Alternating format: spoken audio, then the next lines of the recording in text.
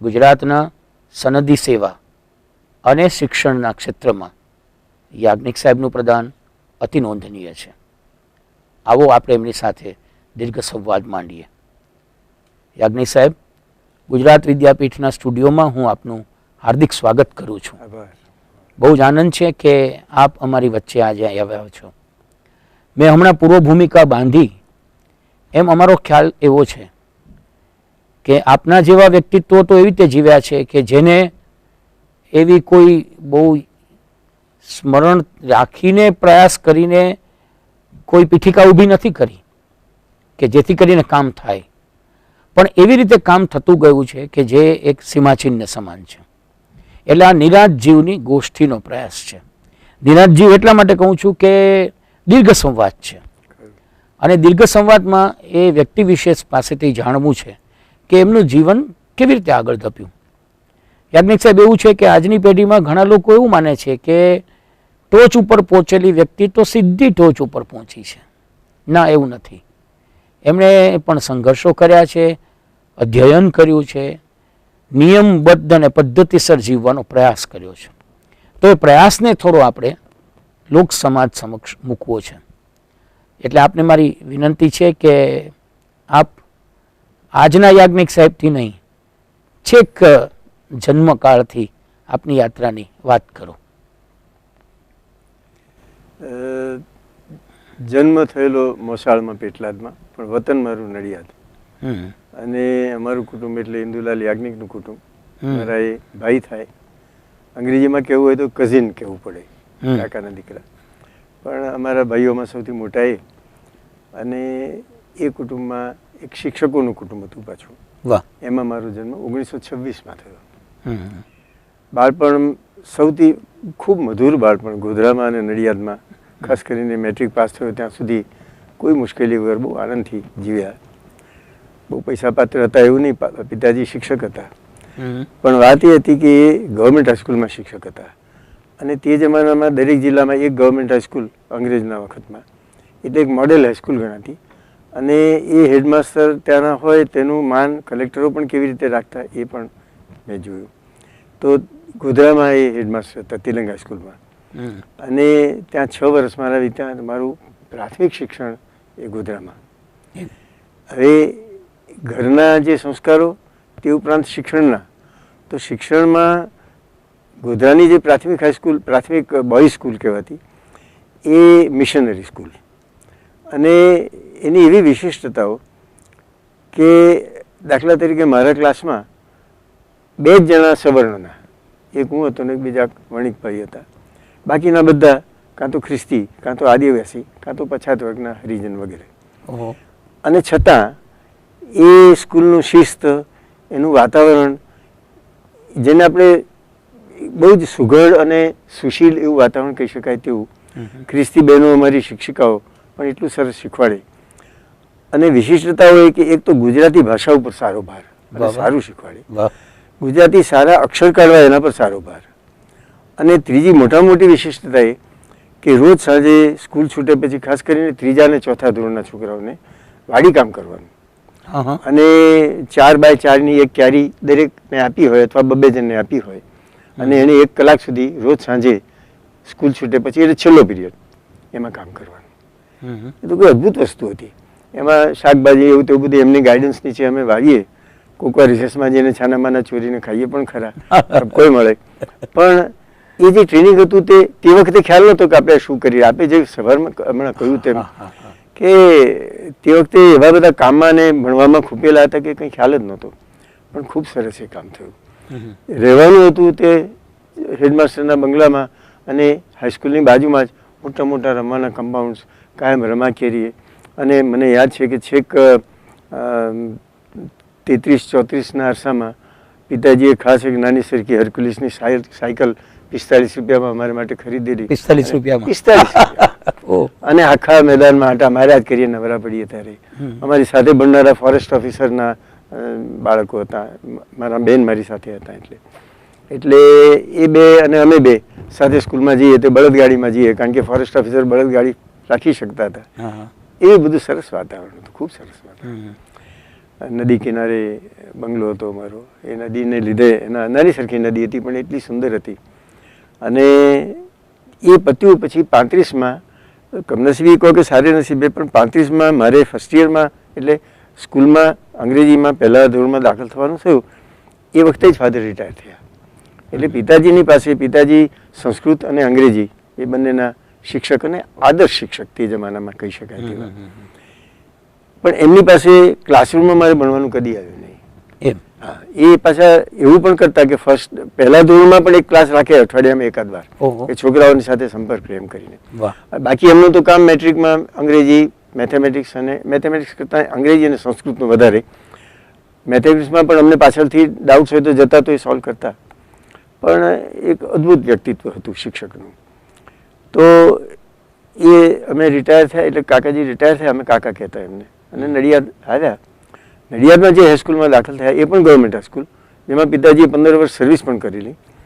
અને એ હાઈસ્કૂલ પણ એક આઈડિયલ એટલે મોડેલ સ્કૂલ કહી શકાય આખા જિલ્લામાં એવી સ્કૂલ હતી, જેમાં એક જમાનામાં વલ્લભભાઈ ભણી ગયેલા. અને વલ્લભભાઈ ભણતા હતા તે વખતે પિતાજી પણ એમના ક્લાસમાં હતા. એ સ્કૂલ એમાં મારે ભણવાનું થયું. 7 વર્ષ ત્યાં આગળ પહેલા ધોરણથી માંડીને 7મા મેટ્રિક સુધી ત્યાં રહ્યા. એ ત્યાંનું વાતાવરણ પણ એટલું બધું સરસ. અને સાચું પૂછો તો ટ્યુશનની જરૂર જ ન લાગી હોય એવું છે. મેટ્રિક થયા ત્યાં સુધી કદી ટ્યુશનની જરૂર લાગી નહીં એવા શિક્ષકો હતા. બધા સરખા હતા એવા નહીં, પણ બેસ્ટ ઓફ ધેમ જે સૌથી સારા હતા એ તો ઉત્તમ હતા. એમાંના ઘણા ખરા તો પિતાજીના વિદ્યાર્થીઓ પણ હતા. અને જેમ પિતાજી મેટ્રિકમાં સંસ્કૃત ને અંગ્રેજી લેતા તેમાં મારા એક દલાલ સાહેબ કરીને હતા, એ પણ મેટ્રિકમાં અમને સંસ્કૃત અને મેથેમેટિક્સ શીખવાડતા. બીજી વિશિષ્ટતા એ થઈ કે પહેલા ધોરણમાં દાખલ થયો, 4થા ધોરણમાં ગુજરાતીમાંથી પાસ થયો. તે વખતે મિડલ સ્કૂલ સ્કોલરશીપની પરીક્ષા આપી. ત્યારે પંચમહાલ જિલ્લામાં હું પહેલો આવ્યો. અને મારા ક્લાસમાં એટલે 4થા ધોરણમાં હું પહેલો આવ્યો.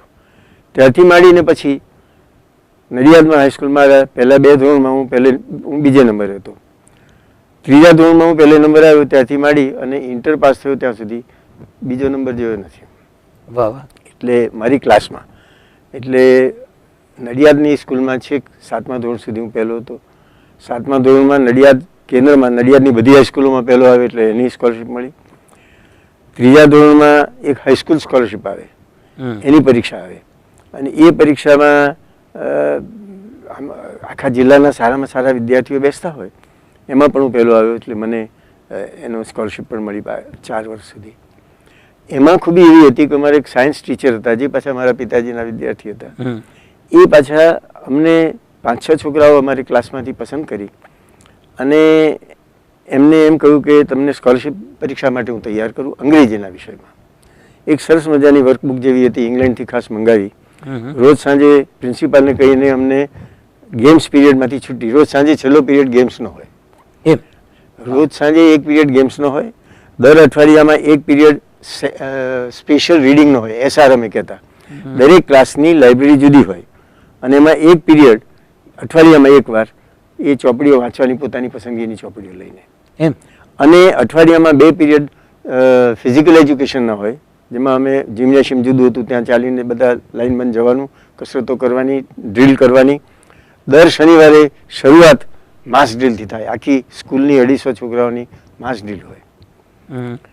એક જુદો ચિત્રનો વર્ગ મોટો હોલ હતો કે જ્યાં અઠવાડિયામાં 2 પીરિયડ ચિત્રકામના હોય. આ બધું અત્યારે આમાંથી કશું જ નથી અત્યારની સિસ્ટમમાં.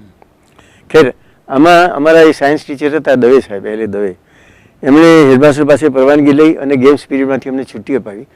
હું માનું છું કે 1.5 મહિના અમારી પાછળ એટલી મહેનત કરી કે મારામાંથી ઘણા ખરાને સ્કોલરશીપ મળી. એમાં ઓપનમાં હું હોઉં, પછી બીજા રિઝર્વમાં હોય, પણ બધાને સ્કોલરશીપ મળી. એ અમારું આ બેઝ હતો અમારો, જે અમારો પાયાનું જે શિક્ષણ હતું તે આ હતું. યાજ્ઞિક સાહેબ, કુટુંબમાં માતા અને પિતા દ્વારા, કુટુંબમાં પિતાજી કે શાસ્ત્રોની જે મેં વાત કરી એ પણ મને એમ છે કે બીજ તો ત્યારે રોપાયા હોવા જોઈએ. પણ મારે એટલું કહેવું જોઈએ કે શાસ્ત્રનો અભ્યાસ મારો ઘણો ઓછો છે. એ હું વાત કરીશ પછી. પણ ફેમિલિયારિટી ઘણી છે, કારણ કે તે વખતનું જે કુટુંબ જીવન હતું તે એ લગભગ શાસ્ત્રોક્ત વિધિથી જ જાણે બરાબર છે દાખલા તરીકે દર વર્ષે એક તો અમારે ત્યાં સ્વામિનારાયણ પેલી સત્યનારાયણની કથા થાય જ, ઘરમાં લગ્ન કે જનોઈનો પ્રસંગ હોય તો સાથે નવચંડી હોય જ. આવું તે બધું જે શાસ્ત્રોક્ત વિધિત અને રોજનો જે રૂટીન, એ પણ સવારના પરમાં નાયા, સંધ્યા કરી, પૂજા, આ તે બધું, એટલે શાસ્ત્રોની ફેમિલિયરિટી સારા પ્રમાણમાં હતી એ રીતે. અને કુટુંબના વાતાવરણની તો વાત જ કરવાની નહીં.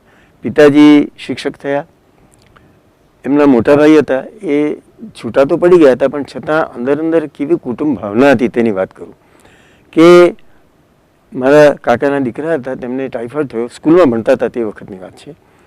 ત્યારે વેકેશન પૂરી થઈ ગઈ ત્યારે મારા પિતાજીએ, મારા કાકા હતા એ પણ જજ હતા, એમને એમ કહ્યું કે તમે જો વગર પગારી રજા લેશો તો સરકારને ફાયદો થશે અને તમારો પગાર કપાશે.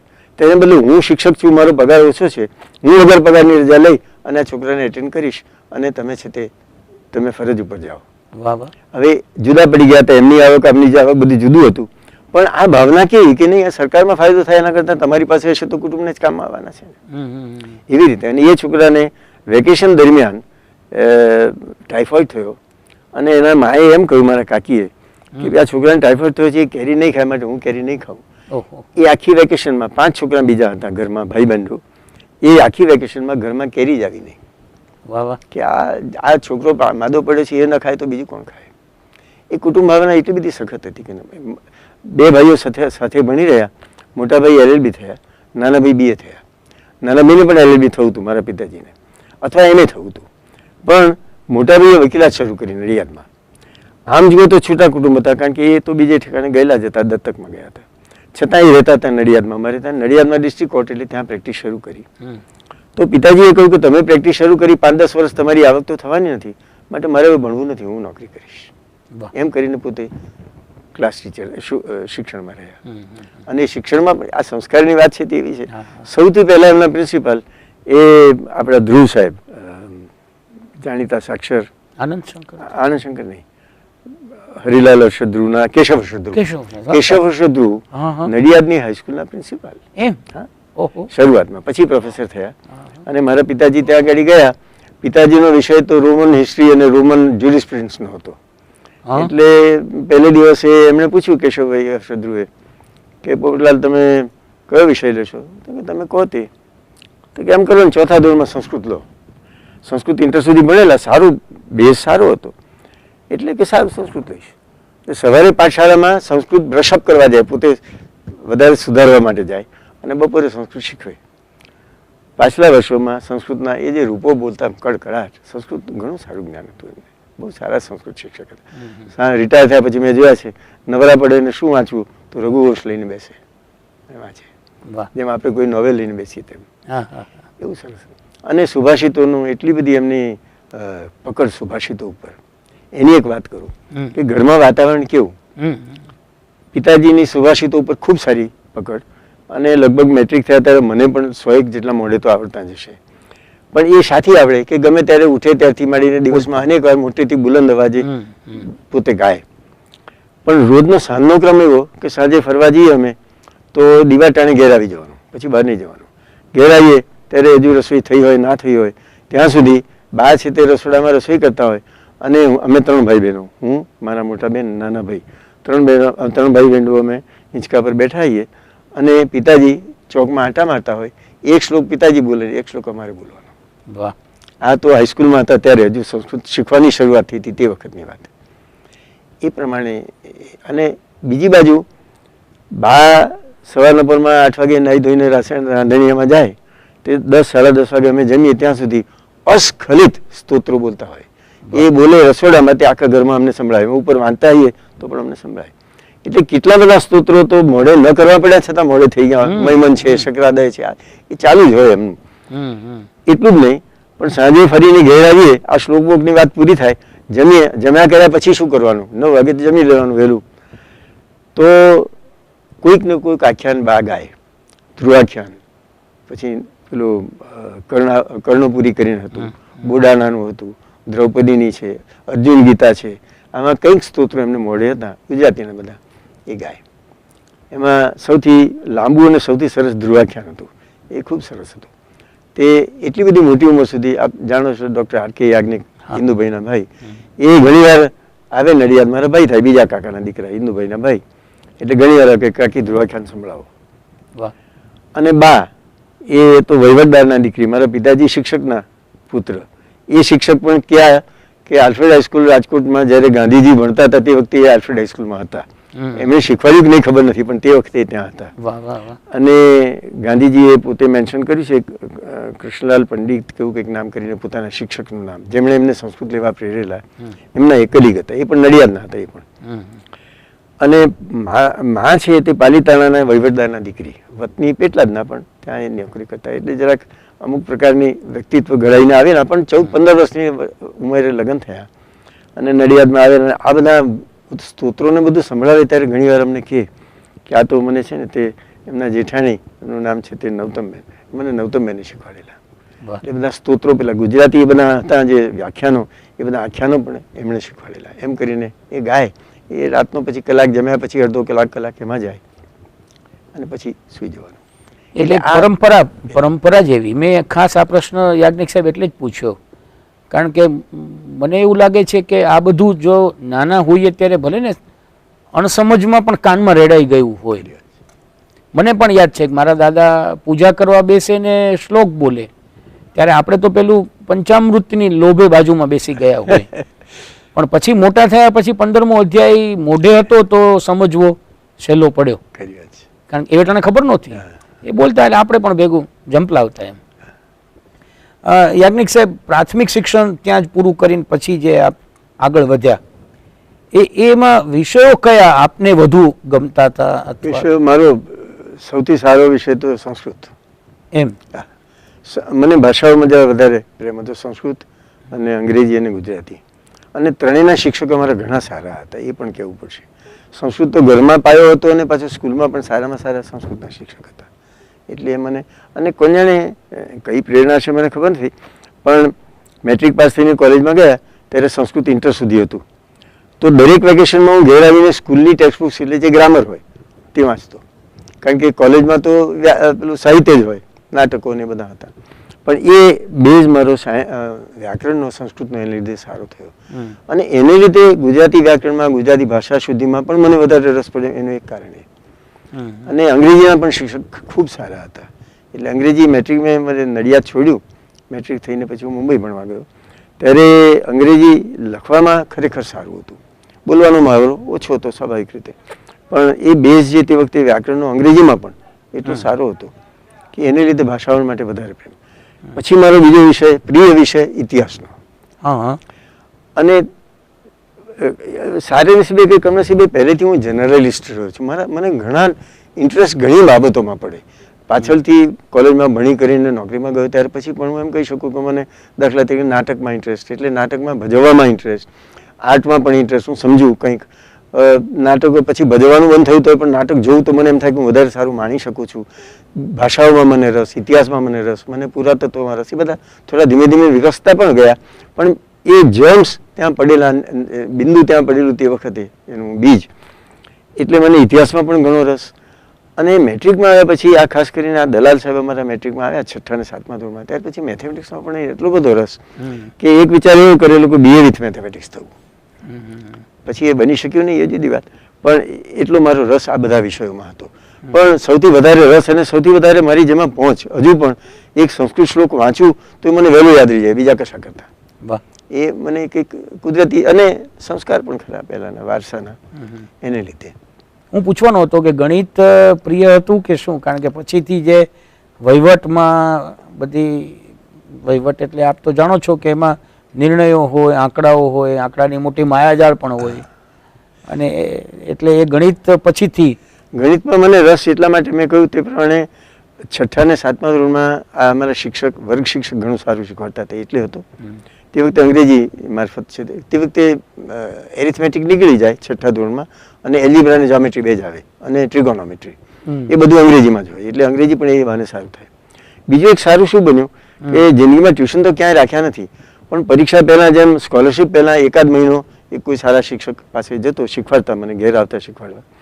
એવી રીતે મેટ્રિકમાં મહિનો 1.5 મહિનો બાકી હતો, અને આપણા એજ્યુકેશનના બહુ જાણીતા મધુકરભાઈ બુચ, એ વડોદરાવાળા, એ નડિયાદમાં શિક્ષક તે વખતે સાયન્સના, અને એ મેથેમેટિક્સનો એમણે એક ટ્યુશન ક્લાસ જેવું કાઢેલું.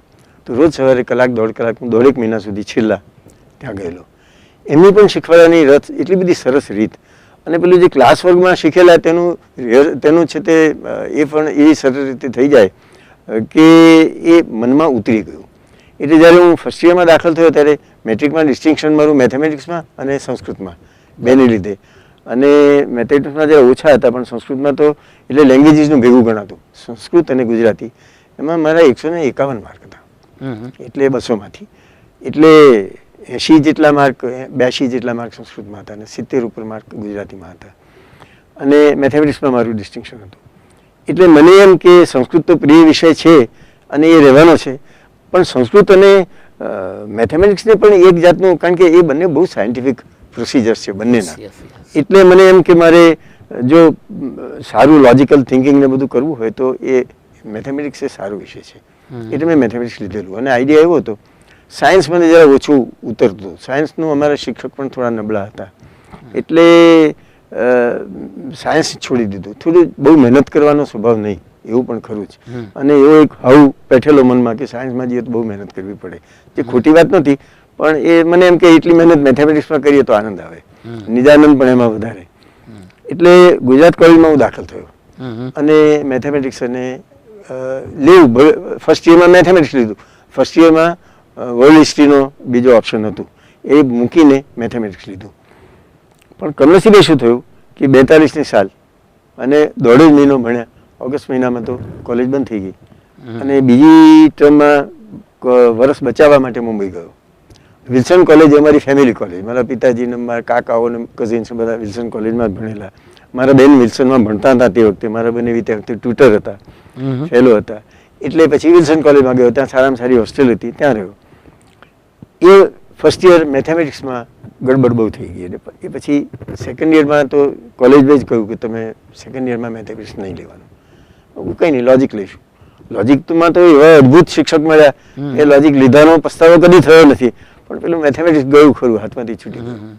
એનો બેઝ એક રહ્યો કે એપ્રોચ એક પ્રકારનો રહ્યો. હું સેન્સસમાં ગયો ત્યારે હું સ્ટેટિસ્ટિક્સ નહીં ભણેલો, પણ છતાં સેન્સસના તો બધા લાંબા લાંબા ચોફાડિયા જેવા બધા ટેબલ્સ બધું આવે, આંકડા સાથેની બધી ઘણી રમતો, પણ એ મને પ્રમાણમાં સહેલું પડ્યું એને લીધે. યાજ્ઞિક સાહેબ, હું આપને થોડાક પાછળ લઈ જાઉં, કારણ કે ગુજરાત કોલેજ એવો આપે હમણાં પ્રયોગ કર્યો કે ફર્સ્ટ યર ગુજરાત કોલેજમાં દાખલ થયા, અને મને ખ્યાલ છે કે ગુજરાત કોલેજની એક વખત જાહો જલાલી હતી, અને 42ની લડતમાં પણ કદાચ ગુજરાત કોલેજના એ મેદાનમાં પણ બરાબર ફાયરિંગ થયેલું ને એવું બનેલું હતું. એટલે એ સમયે આ ગુજરાત કોલેજમાં ગુજરાત કોલેજમાં હતો, અને સૌથી વધારે યાદગાર એ જ પ્રસંગો છે કે સૌથી યાદ મારે. ચળવળ શરૂ થઈ ઓગસ્ટની 9મી તારીખે, તે પહેલા જુલાઈ મહિનામાં વલ્લભભાઈ અમદાવાદમાં આવેલા. ચળવળ પહેલા આખા ગુજરાતની એમણે પ્રવાસ કરીને એટલો બધો પ્રચાર કર્યો કે આ લડત આવી રહી છે, તેમાં બધાએ ભાગ કેવી રીતે લેવાનો એના.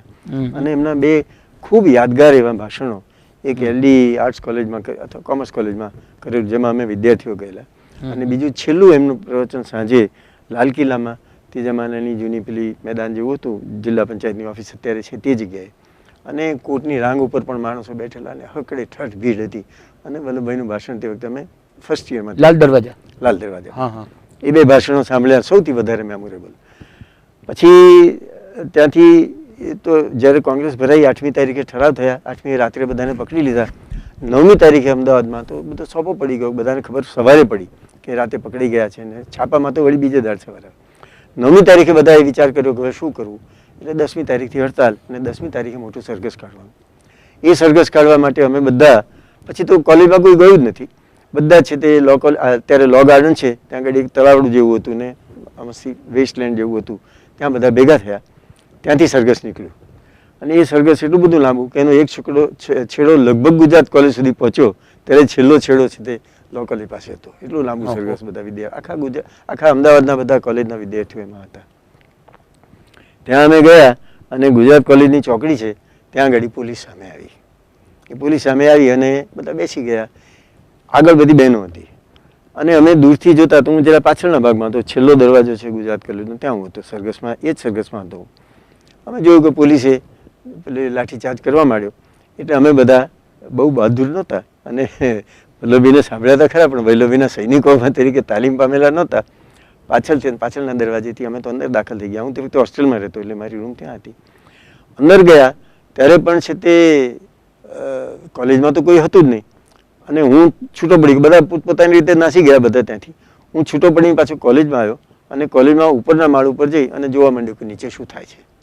બનેલું એવું કે સર્કસનો મોટો ભાગ જે પહેલા દરવાજા પાસે હતો તે અંદર આવ્યો કે અંદર પોલીસ નહીં આવે એમ માનીને. પણ તે વખતે અંદર કંઈ હવે સ્ટ્રેન્જલી ત્યાં આગળ પેલા એર રેડ પ્રિકોશન્સને માટે પેલા ભીતો ચણાતી હતી ને એવું બધું થતું હતું, બોમ્બાર્ડમેન્ટની વિરુદ્ધ કંઈ થઈ શકે એટલે બધા માટી રોડા ને એવું બધું પડેલું હતું. એટલે એમાંથી પથરા ફેંકવાના છોકરાઓ શરૂ કર્યા. એટલે પોલીસ છે તે અંદર આવી. અંદર આવી એટલે એવું કહેવાય છે કે પ્રિન્સિપાલે વાંધો પણ લીધેલો હોય તો કંઈ જાતે જોયું નથી, પણ સામાન્ય રીતે પોલીસ કોલેજમાં આવે નહીં. પણ એ તો પછી એક પછી એક લારી આવવા માંડી અને અત્યારે કિનારીવાલાનું જે સ્મારક છે એ જગ્યાએ દરવાજાની અંદરના નાના સરખા ચોગાનમાં આ બધી તોફાન ચાલે. એક બાજુથી પથરા આવે, બીજી બાજુથી પ્રોફેસરો, બીજી બાજુથી પોલીસવાળા આવ્યા અને લાઠીચાર્જ કરવા માંડ્યા ને એવું બધું થયું. ત્યારે ધીરુભાઈ ઠાકર અમારા ગુજરાતીના પ્રોફેસર અને ધીરુભાઈ ઠાકર એ ખાદી પહેરે અને છોકરા જેવા નાની ઉંમરના જ હતા, એલ્ફિન્સમાંથી તરતના એમએ થઈને આવેલા. એટલે એ છોકરાઓને વારવા ગયા કે તમે પથરા ના ફેંકશો, પથરા ના. પાછળ પેલી પોલીસ એમ સમજી કે આ એમને ઉશ્કેરે છે એટલે લાઠી મારી તેમના માથામાં વાગી.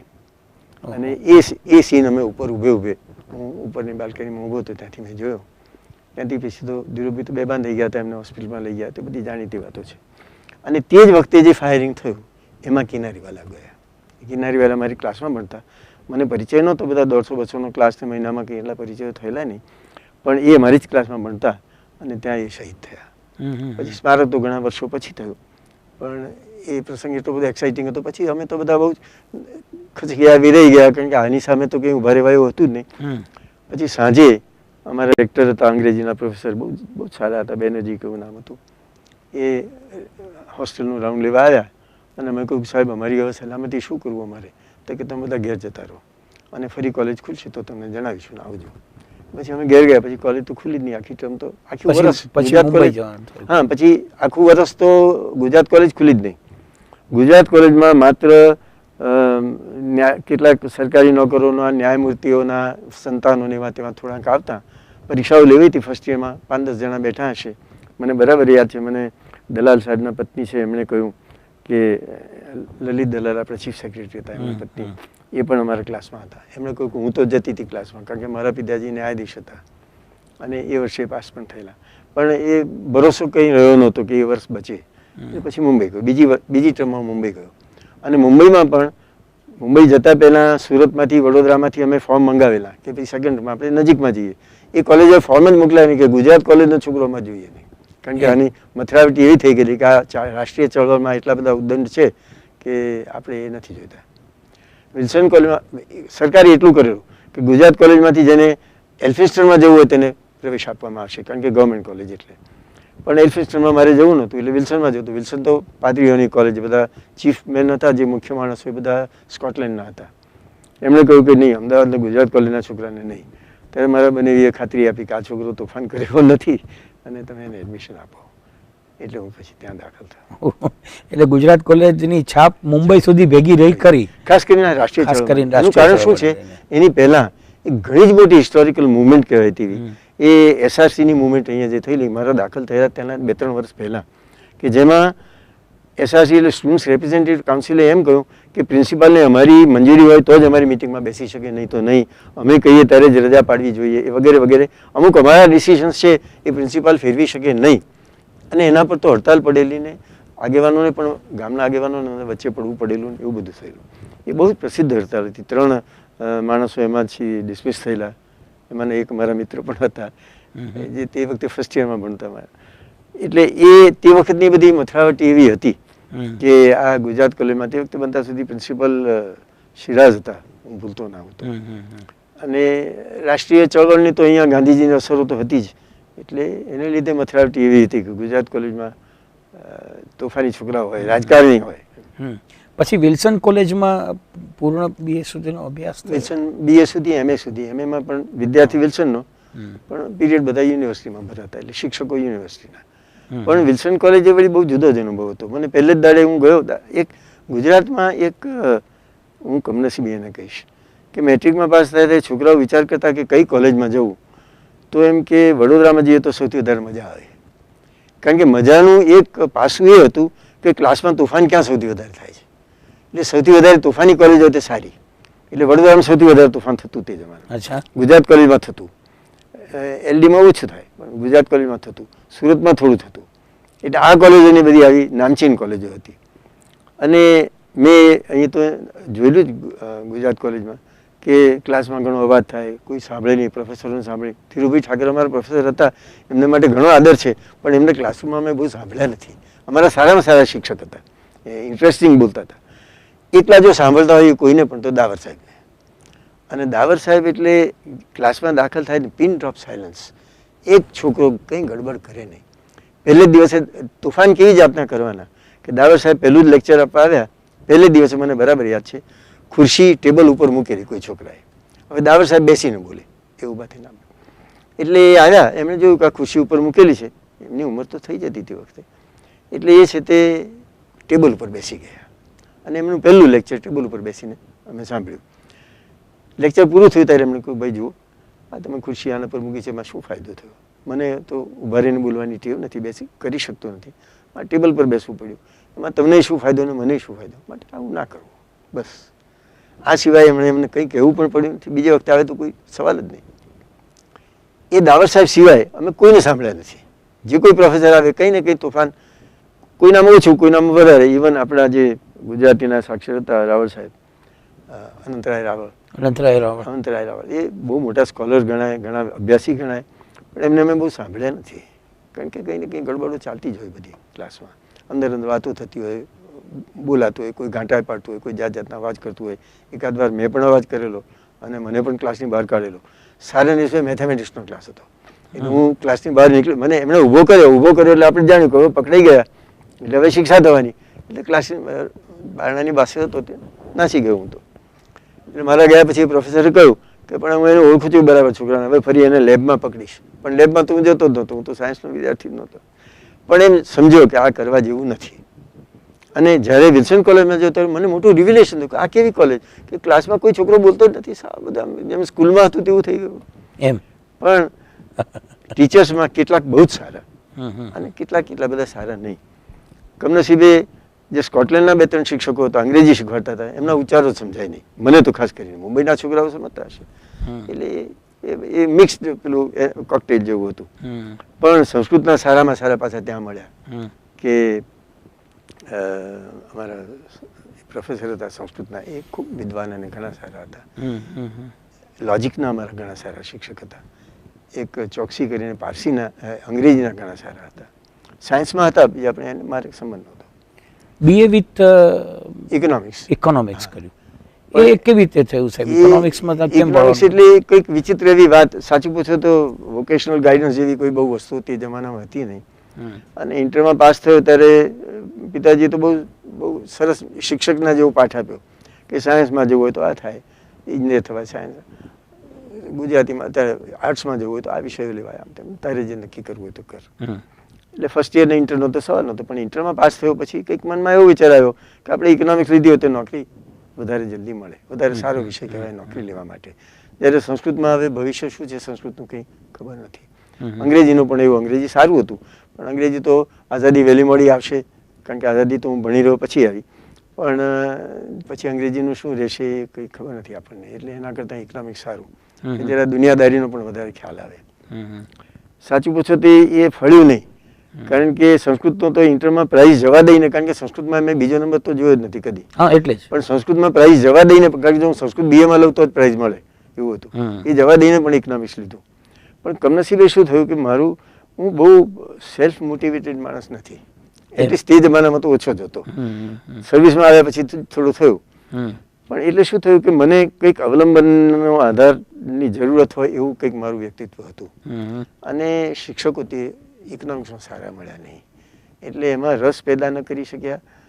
ઇન્ટરમાં પાસ થયેલો, હું પહેલા નંબરે પાસ થયેલો, અને પહેલા જ ક્લાસમાં એક શિક્ષકે મને ક્લાસ આઉટ કર્યો ફર્સ્ટ યરમાં જ, એટલે જુનિયર બીએમાં જ. ઇકોનોમિક્સ મારો વાંક નહોતો છતાં પણ કંઈક એમની સરસ ચૂક થઈ. આજે એમ જોઉં છું કે નહીં એમનો વાંક નહીં મારો વાંક થવા કાળ, પણ એમને એમ લાગ્યું કે હું એટેન્ડ નથી કરતો, કે મને ઊભો કરીને બહાર કર્યો. પછી બીજે નંબરે મારા ક્લાસમાં પાસ થયેલો તેને પણ બહાર કર્યો. આ કેવા શિક્ષક કે સારામાં સારા વિદ્યાર્થીઓને બહાર કાઢે છે. એ શિક્ષક તો પછી ઘણા વર્ષો સુધી રહ્યા પણ એ જામ્યું નહીં અમારું બરાબર. અને કમનસીબે જુનિયરમાં પાસ થયો અને જે સારામાં સારા શિક્ષક હતા, બહુ યંગ મેન તરતના મદ્રાસી આવેલા હતા અને ઇકોનોમિક્સ સારું શીખવાડતા, ઇન્ટરમાં પાસ થયો ત્યારે, એટલે એને લીધે મેં ઇકોનોમિક્સ લીધેલું. એ હું બીએમાં આવ્યો ત્યારે પરદેશ જતા રહ્યા ભણવા, એટલે ઇકોનોમિક્સનું જામ્યું નહીં. અને બીએમાં પછી તો પછીના 5 વર્ષ બહુ ખરાબ ગયા અભ્યાસની દૃષ્ટિએ, કારણ કે બીએમાં બગડ્યું. પછી એમએમાં સારામાં સારા શિક્ષકો હતા પણ એ સાથે એમએની સાથે લો કરવા માંડ્યું. બધું સાચું પૂછો દિશા વિહીન થઈ ગયું, દિશા રહી નહીં. બાકી મેં એમએમાં પછી સોશિયોલોજી અને ઇકોનોમિક્સ લીધું. બંનેમાં સારામાં સારા, જેને હિન્દુસ્તાનમાં પાયોનિયર્સ કહી શકાય એવા મારા શિક્ષકો, CN વકીલ, જે અંજારિયા, પછી દાંતવાલા, એ બધા શિક્ષકો હતા. સોશિયોલોજીમાં ગુરીએ હતા, થુથી હતા, એ બધા સારામાં સારા માણસો હતા. રસ ઘણો પડ્યો ક્લાસરૂમમાં, પણ વાંચવાનું મોટિવેશન હું કરી શક્યો નહીં. ને પછી લોમાં ને એમાં 2 સાથે હું કરતો હતો, એટલે લોમાં પણ ફર્સ્ટ યરમાં એટલા બધા સારા શિક્ષકો હતા કે ખૂબ સારું વાંચી શકાયું ને રસ પડ્યો. સેકન્ડ યરમાં એ જ સારા શિક્ષકો જતા રહ્યા અને એટલા બધા ડલ માણસો આવ્યા કે હું દિશા વિહીન થઈ ગયો લગભગ. ન આ ગમે ન તે ગમે, વાંચવાનું મોટિવેશન ન રહ્યું, લગભગ એવું થયું. એની સાથે સાથે સારા નસીબે કે કમનસીબે ડ્રામેટિક્સમાં રસ લેવા માંડ્યો. અને મોટા મોટી કમનસીબી એ કે જુનિયર બીએમાં પાસ થયો અને સિનિયર બીએમાં આવ્યો ત્યારે દર વર્ષે થોડું નાટકમાં નાનો મોટો પાઠ તો કરતો, પણ બીએમાં અમે મોટું નાટક કર્યું. કોલેજ ડેમાં 3 કલાકનું કાકાની શશી કર્યું. એમાં કાકો પણ બન્યો અને ડાયરેક્ટર પણ બન્યો. અને મને આજે નવાઈ એ લાગે છે કે કોઈ પણ જાતનું ફોર્મલ ટ્રેનિંગ નહીં, કોઈ પણ સારા ડાયરેક્ટર સાથે, ત્યાં સુધી બધા કોલેજના શિક્ષકો કે વિદ્યાર્થીઓ શીખવાડતા હોય તેવી રીતે એક્ટિંગ કર્યા હોય નાના નાના પાઠમાં, છતાં આખા કાકાની શશી મેં અને મારા મિત્ર વિનોદભાઈ અધવર્યુ, જે પાછા પ્રોફેસર ગુજરાતીના, અમે 2 જણાએ થઈને આખું ડાયરેક્ટ કર્યું, પાત્રો બધા ભેગા કરીને. અને એટલું બધું સરસ થયું. હવે કાકાની શશી તો અમસ્તું સારું થાય એવું છે, કારણ કે એ તો ડાયલોગ પર છે, પણ ડાયલોગની ડિલિવરી અને ડ્રામેટિક્સની જે કંઈ યુક્તિઓ હોય તે એ અમે જાતે કરી શક્યા, એ મારા મનમાં બહુ જ. અને એક સમય એવો આવી ગયો કે જ્યારે હું ભણી રહ્યો ત્યારે મને એમ થયું કે હું ડ્રામેટિક્સમાં જતો રહું, પણ તે દિવસે ડ્રામા તો કંઈ ભવિષ્ય હતું જ નહીં. એમાં જઈને કરવાનું શું, પછી નાટકીય થઈ જવાનું, એમાં કંઈ આગળ ભવિષ્ય નથી. એટલે આ ઇકોનોમિક્સને MA ને એ બધામાં ગયા. એટલે બીજી મુશ્કેલી શું થઈ કે હું ફાઇનલ MAમાં હતો, એટલે ફાઇનલ LLBની નહીં MAની પરીક્ષા મેં 50ની સાલમાં આપી. પહેલું LLB થયો, પછી ટર્મ સાથે ભરી. 50ની સાલમાં હું MAની પરીક્ષા આપવા ગયો. તેની પહેલાં હું IASમાં બેઠો અને તે જમાની પરીક્ષા 2 જ હતી IASમાં, એક મેઇન પરીક્ષા અને પછી ઇન્ટરવ્યૂ. તો પરીક્ષામાં બેઠેલો સપ્ટેમ્બર મહિનામાં. MAની પરીક્ષાને 15 દિવસ બાકી હતા અને એનાઉન્સ થયું કે આવતા અઠવાડિયે ઇન્ટરવ્યૂની પરીક્ષા. એટલે MAનું વાંચવાનું અને ઇન્ટરવ્યૂ માટે તૈયારી. ઇન્ટરવ્યૂ તો ભૂલી ગયો હતો ટર્મથી, સપ્ટેમ્બર પછી તો કે આપણું ઇન્ટરવ્યૂ નામ આવશે કે નહીં કોને ખબર. સારા નસીબે મેઇન પરીક્ષામાં પાસ થયેલો એટલા માટે ઇન્ટરવ્યૂમાં પસંદ થયો. એ તો એવું તો એમનું સિલેક્શન કરું. અને તે જમાનામાં જરા સ્કીમ એમની જુદી હતી, એટલે ઇન્ટરવ્યુમાં પાસ થાય તો જ એને પાસ ગણવાનો. અને અઠવાડિયામાં ઇન્ટરવ્યુ માટે તૈયારી કરી, અને ઇન્ટરવ્યુ માટે તૈયારી અઠવાડિયાની ચાલતી નથી. એ તો આખું વ્યક્તિત્વ સ્કૂલમાં અને કોલેજમાં બિલ્ડઅપ થયેલું હોય છે. એ મારામાં એટલું બધું નહીં હતું. બીજા કોમ્પિટિટર્સ એમાં પાસ જેવું ગણતા નથી, એમાં તો પાછું કોમ્પિટિશનનો જ સવાલ છે. So I could not secure the rank. મારી સાથે બેઠેલો મારા જેવો મારો જ મિત્ર, ખાસ મિત્ર, સાયન્સ ભણીને આવેલો, એ પાસ થઈ ગયો. એ લોઅર રેન્ક હતી, ઇન્કમ ટેક્સમાં ગયો, પણ હું ન સિલેક્ટ થયો.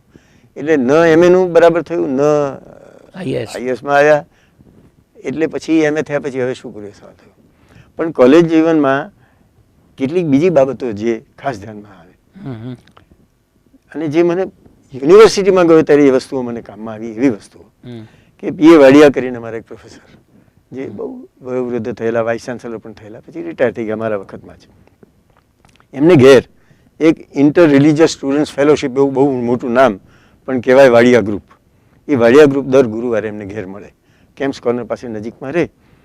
છોકરાઓ તો 5, 6, 7 જ હોય, ટોટલ મેમ્બરશિપ 15-20ની વધારે નહીં હોય. અને બીજા કેઝ્યુઅલી આવે ન આવે, આ 5-6 છોકરા કાયમ જાય. દર ગુરુવારે 1 કલાક મળવાનું. એ કલાકમાં માત્ર વાડિયા સાહેબ અને વિદ્યાર્થીઓ, બીજું કોઈ નહીં, બહારનો કોઈ ગેસ્ટ નહીં, કોઈ લેક્ચરર નહીં, કશું જ નહીં. એક છોકરાએ નક્કી કર્યું હોય તે વિષય પર 15 મિનિટ બોલે અને એના પર ચર્ચાઓ થાય. આ ગ્રુપ ડિસ્કશન એટલું બધું સરસ હતું. કમનસીબે હું ગયેલો ત્યાં ખરો, પણ બહુ નિયમિત જતો નહીં. અને આજે મને એમ લાગે છે કે મારે આજે એટલે ઘણા વર્ષોથી મને એવું લાગે છે કે મારે નિયમિત એના સભ્ય થઈ જવું જોઈએ. દર ગુરુવારે જવું જ જોઈતું હતું, એ ન કર્યું મેં. પણ જેટલી વાર ગયો તેટલી વારમાં મેં જે મેળવ્યું કે દાખલા તરીકે કોઈ વિદ્યાર્થીએ આવો વિષય, એક તો ચર્ચાઓ તો ઘણી સારી થાય જ અને વાડિયા સાહેબ પોતે હાજર હોય. અને વાડિયા સાહેબ એટલે કેવા, એ લોજિક, ફિલોસોફી, અંગ્રેજી, ફ્રેન્ચ આ બધું શીખવાડી શકે. ઇકોનોમિક્સ પણ શીખવાડી, ઇકોનોમિક્સની ચોપડીઓ લખેલી, એવા વર્સેટાઇલ માણસ. બહુ તે વખતે તો ઉંમરે ઘણી થઈ ગયેલી, પણ સરસ વાતો કરતા, ચાનો પ્યાલો પાય. અને જ્યારે છોકરાઓ બોલી પછી અંદર ભાગ પણ લે, ચર્ચામાં સમાપન પણ કરે. પણ જ્યારે કોઈ છોકરાનો વિષય ના હોય ત્યારે ગીતાંજલિ કાઢે અને એક વાક્ય, એક કાવ્ય અમને શીખવાડે. એટલું બધું અદ્ભુત કે ન પૂછવાથી પ્રસંગ હતો. અચ્છા, બહારના 2 જ મહેમાનોને બોલાવવાના. એક મહેમાન કાકા કાલેલકર, જ્યારે ગામમાં હોય ત્યારે અમે એમને જઈને કહીએ કે વાડિયા ગ્રુપમાં આવીશ. એ આવે અને 1 કલાકે એમની વાતો થાય. બીજા મહેમાન, કેટલી અદ્ભુત વાત છે, ગુરુદયાલ મલ્લિકજી. એ ગુરુદયાલ મલ્લિકજી મુંબઈમાં હોય અને અમને ખબર પડે એટલે અમે જઈએ જ અને વાડિયા ગ્રુપમાં આવવાનું આવે એટલે પછી સ્વાભાવિક રીતે ટાગોરની આ બધી વાતો થાય, કલ્ચરની વાતો થાય અને છેલ્લે ગીત ગાય. બહુ બુલંદ અવાજે ગાતા, સુંદર ગાતા, અને એમની પાસે સાંભળવાનું. આજે એમ થાય છે કે, અને આજે હું ઘણીવાર વિદ્યાર્થીઓને એ કહું છું કે તમે શું ખોઈ રહ્યા છો તેની તમને, you don't know what you are missing. એવું અમારી દશા તે વખતે હતી કે અમને જો એવું ભાન, એવી સભાનતા હોત કે આ વાડિયા ગ્રુપ તો છોડાય જ નહીં. મારો એક મિત્ર હતો તે કાયમ જતો હતો, પણ હું જઉં, મને મોજમાં આવે ત્યારે જવું, ન આવે તો ન જવું, વર્ષોથી જ ચાલતું હતું. એ એક બહુ યુનિક એક્સપિરિયન્સ હતો મુંબઈના સંસ્મરણોમાં. બીજો એક અનુભવ એવો કે જે કહેવો જોઈએ કે મુંબઈની વિલ્સન કોલેજમાં, મુંબઈમાં વધારે છોકરાઓ ગુજરાતી, મરાઠી જેટલા જ, પણ BA માં ગુજરાતી ના શીખવાડે. ઇન્ટર પછી ગુજરાતી જ નહીં, એક જુનિયર લેક્ચરર કામ કરે. અમે પ્રિન્સિપાલને કહ્યું તો પ્રિન્સિપાલ કહે કે અમારી પાસે લાઇબ્રેરી નથી, એટલે લાઇબ્રેરીના પૈસા આપો તો અમે ગુજરાતી દાખલ કરીએ. કેટલા રૂપિયા જોઈએ? તો કે 7,000-8,000 જેટલા થાય. અમે મુનશીને કહેવા ગયા. મુનશીએ કહ્યું કે હું મિશનરીઓને દાન આપીને પસ્તાયો છું, હું દાન નહીં આપું. એટલે અમે શું કરીશું? ચાલો નાટક કરીએ. નાટક કરીને મુનશીની પાસે કહેવા ગયા. આગલે વર્ષે અમે સારી રીતે કોલેજમાં નાટક કર્યું હતું કે કાકાની શશી ભજો, ભજો, અને વાંધો નથી. કાકાની શશી અમે પછી ઝેવિયર્સ કોલેજના હોલમાં ભજ્યું. અને અમે એ જ કાસ્ટ, એ જ અમે કોઈ બહારના ડાયરેક્ટરને પણ લાવ્યા નહોતા. અને એટલું બધું સરસ ભજવાયું. છોકરાઓએ બધા બહુ મહેનત કરી, ટિકિટો વેચી કરીને 7,000 રૂપિયા મેળવ્યા. અને બીજે વર્ષથી એ ત્યાં BA માં અને પછીથી MA માં પણ ગુજરાતી શરૂ થયું. અને એના લાભ જુઓ કે વિલ્સન કોલેજની પાછળ જ બકર ઠાકોર રહે. બકર ઠાકોરે સામેથી કહેવડાવ્યું કે હું તમારે ત્યાં BA નો અને MA નો પીરિયડ લેવા આવીશ, જો મને ગ્રાઉન્ડ ફ્લોર પર આપો તો. એટલે વર્ષો સુધી એમણે વિલ્સન કોલેજમાં BA અને MA ના ક્લાસ લીધા. એ વિદ્યાર્થીઓને વિનોદ અધૂરી તેમાં ભણવામાં હતા. એ કેટલો બધો લાભ થયો છે તેનો વિચાર. એ ગુજરાતી આજે વિલ્સન કોલેજમાં શીખવાડાતું નથી. અમારી બધી મહેનત, તે જમાના તો કંઈ ખ્યાલ નહીં કે આપણે આ ડોનેશન લઈએ છીએ ને આ કરીએ ને પબ્લિસિટી કશું જ નહીં. ત્રીજી વાત મારે જે કહેવી જોઈએ, વિલ્સન કોલેજની મોસ્ટ ફિનોમિનલ, તે અમારા હોસ્ટેલના સુપ્રિન્ટેન્ડન્ટ ડૉક્ટર H.J. ટેલર, ફિઝિક્સના પ્રોફેસર, ઇંગ્લિશમેન જાતે, બધા જ આખી સ્કોટિશ મિશનની ચર્ચની કોલેજ, સ્કોટિશ મિશનની, એટલે બધા સ્કોટલેન્ડના પ્રોફેસરો, આ એક જ ઇંગ્લિશમેન. એ ફિઝિક્સના માણસ એટલે અમારે શીખવાનું તો હતું નહીં એમની પાસે. ક્લાસરૂમમાં તો બહુ સારું ટીચિંગ કરતા હતા, પણ હોસ્ટેલમાં જે એમ 6 વર્ષ સુધી એમની સાથે રહ્યો, એ તો કોઈ એવા તો આવા આઈડિયલ ગૃહપતિ હોઈ શકે એ કલ્પના કરવી મુશ્કેલ. મારા ધ્યાનમાં 2 જ ખ્યાલ છે. એક, તે મેં પ્રત્યક્ષ જોયા નથી, પણ નાનાભાઈનું ગૃહપતિને વાંચ્યું છે અને નાનાભાઈ વિશે વાંચ્યું છે, માટે દક્ષિણામૂર્તિના નાનાભાઈ, જે આપણી સંસ્કૃતિ પ્રમાણે ચાલ્યા. અને આ કે જે બ્રિટિશ એમની કલ્ચરમાંથી લાવ્યા હશે તેવું, પણ ભારત ઉપર બરાબર ગ્રાફ્ટિંગ કરેલું તેવી કલમ ઉગાડીને 15મી ઓગસ્ટ 1947માં કોઈના કહ્યા વગર એમણે ટ્રિકલર અમારી હોસ્ટેલ પર ચડાવ્યો રાત્રે 12 વાગે. અમે જેટલી રમતો રમીએ, અમારી હોસ્ટેલ સિંગલ રૂમ્સ, વિલ્સન કોલેજમાં ચોપાટી ઉપર. આવી અદ્ભુત તો વાતાવરણ કોઈને મળે નહીં. એ અમારું કમનસીબી એટલી કે એનો લાભ પૂરેપૂરો લઈ શક્યા નહીં, એ હવે આજે લાગે છે. પણ 100 છોકરાઓની હોસ્ટેલમાં 33 છોકરાઓ એક સાથે રમી શકે એટલી રમતો. અમારો પોતાનો ટેનિસ કોર્ટ, અમારો પોતાનો બેડમિન્ટન કોર્ટ, અમારી પોતાની ઇન્ડોર ગેમ્સ રૂમ, એ 33 છોકરા એટ અ ટાઈમ. અને એ બધી રમતોમાં ડૉક્ટર ટેલર પોતે ભાગ લે, પોતે ટુર્નામેન્ટમાં પણ ઉતરે, સેમિફાઇનલ સુધી પહોંચે પણ ખરા. એક રમતમાં ચેસથી માંડીને, કેરમથી માંડીને, વોલીબોલથી માંડીને, ટેનિસથી બધું જ. વર્ષ પૂરું થાય ત્યારે પેલો હોસ્ટેલ ડે થાય, એમાં ડૉક્ટર ટેલર ભાગ લે, ઇંગ્લિશ નાટક પોતે ડાયરેક્ટ કરે, પોતે એક્ટ કરે. વાહ. અને આ સાંભળ્યું તો તમે બતાવો મને કોઈનું પણ કે મારા દાખલ થયા પહેલા એકવાર સ્ત્રીનું પાત્ર એમણે કર્યું. અને પછીના વર્ષમાં વિલ્સન કોલેજના મેગેઝિનમાં, વિલ્સોનિયન નામનું મેગેઝિન નીકળે, એમાં એમનો photo doctor Taylor as Mrs so and so. આજે મને કોઈ પ્રોફેસર બતાવો કે આ હિંમત કરે. અને છતાં ડિસિપ્લિન, અદ્ભુત ડિસિપ્લિન. ક્યાં વાત છે. વાહ વાહ. રોજ સાંજે 9 વાગે, ઘંટ વાગે, એક જ એન્ટ્રન્સ કોલેજ હોસ્ટેલનો, રાતે 9 વાગે મારે હોસ્ટેલમાં દાખલ થઈ જવાનું, નો એક્સેપ્શન. જો મોડા પડ્યા તો માસ્ટર રોલ જુદો હોય જૂનો, લેટ કમર્સનો, એમાં સહી કરવાની, કશું બીજું થાય નહીં. બીજે દાડે 9 વાગે ડૉક્ટર ટેલરને મળવા જવાનું, ઉપરના ફ્લેટમાં રહે, એમને મળવા જવાનું. મળીએ એટલે બધું જ જાણતા હોય, લેટ માસ્ટર જોયું પણ હોય બધું. Oh what brings you here, what can I do for you. કંઈ નહીં સાહેબ, કાલે રાત્રે મોડો આવ્યો હતો એટલે. હા, મોડા આવ્યા હતા. કેમ મોડા આવ્યા હતા? સાહેબ ચા પીવા ગયા હતા રેસ્ટોરન્ટમાં, પરીક્ષા આવે છે. હા પણ વહેલા જઈએ ને, 8:30 વાગે જવું. બસ એમને મળવા જવું પડે એટલા માટે, મળવા જવું ન પડે એટલા માટે 9 વાગે દાખલ થઈ જતા.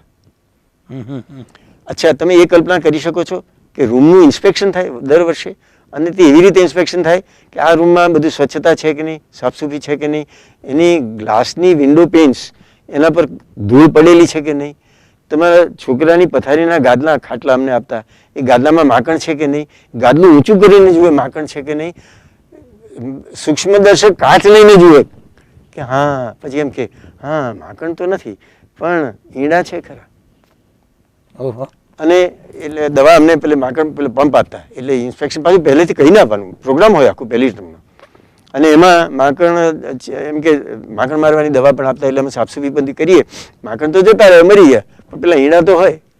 એ જ એટલું જ નહીં, દર વર્ષે પહેલી ટર્મ, આ બીજી વાત, આ તો આપણા શિક્ષણની જગતે સમજવા જેવી વાત છે સાહેબ. દર વર્ષે પહેલી ટર્મમાં એડમિશન બધા પૂરા થઈ જાય, અઠવાડિયામાં 2 રોલ કોલ હોય, એમાં રોલ કોલ લે, એક નાનું સરખું ભાષણ કરે, બાઇબલમાંથી કંઈક વાંચે પોતે જાતે, સરસ. પણ અઠવાડિયામાં 3-4 દિવસ, લગભગ આખું અઠવાડિયામાં પહેલી ટર્મમાં પોતે ટોપ ફ્લોર પર રહે, અને એકલા હતા, પરણેલા નહોતા, તે મોડા પરણ્યા. તો 5 છોકરાઓને બોલાવે રાત્રે, રોલ કોલ થઈ જાય એટલે 9 વાગ્યાનો ટાઈમ થઈ જાય એટલે પછી એમની રૂમમાં જવાનું. 5 છોકરા, 5 છોકરા એવા પસંદ કરેલા કે 1-2 સિનિયર અનુભવી, 1-2 જુનિયર, 1-2 સાવ નવા, એવા 5-6 છોકરાઓને બોલાવે એટલે જેવા જોઈએ તેવા જેમ જેમ આવતા જઈએ તેમ ટેબલ પર પેલા ચાઇનીઝ પઝલ્સને બધા મૂક્યા હોય કે આ રમો, આ જુઓ, એવું બધું ચાલે. બધા ભેગા થઈ જાય એટલે થોડી ઘણી વાતો ચાલે, પછી થોડી ઘણી રમતો રમાડે. પુશ ધ પેની કરીને એક રમત, કે પેનીને પુશ કરવાનો અને ટેબલને છેડેથી પડી જવો ના જોઈએ, કોનો છેક સુધી પહોંચે છે, પોતે રમે સાથે. એક રમત એવી કે મેથેમેટિક્સની રમત, એ ગણિતની રમત, કે બઝ ફીસ કહેવાય એને.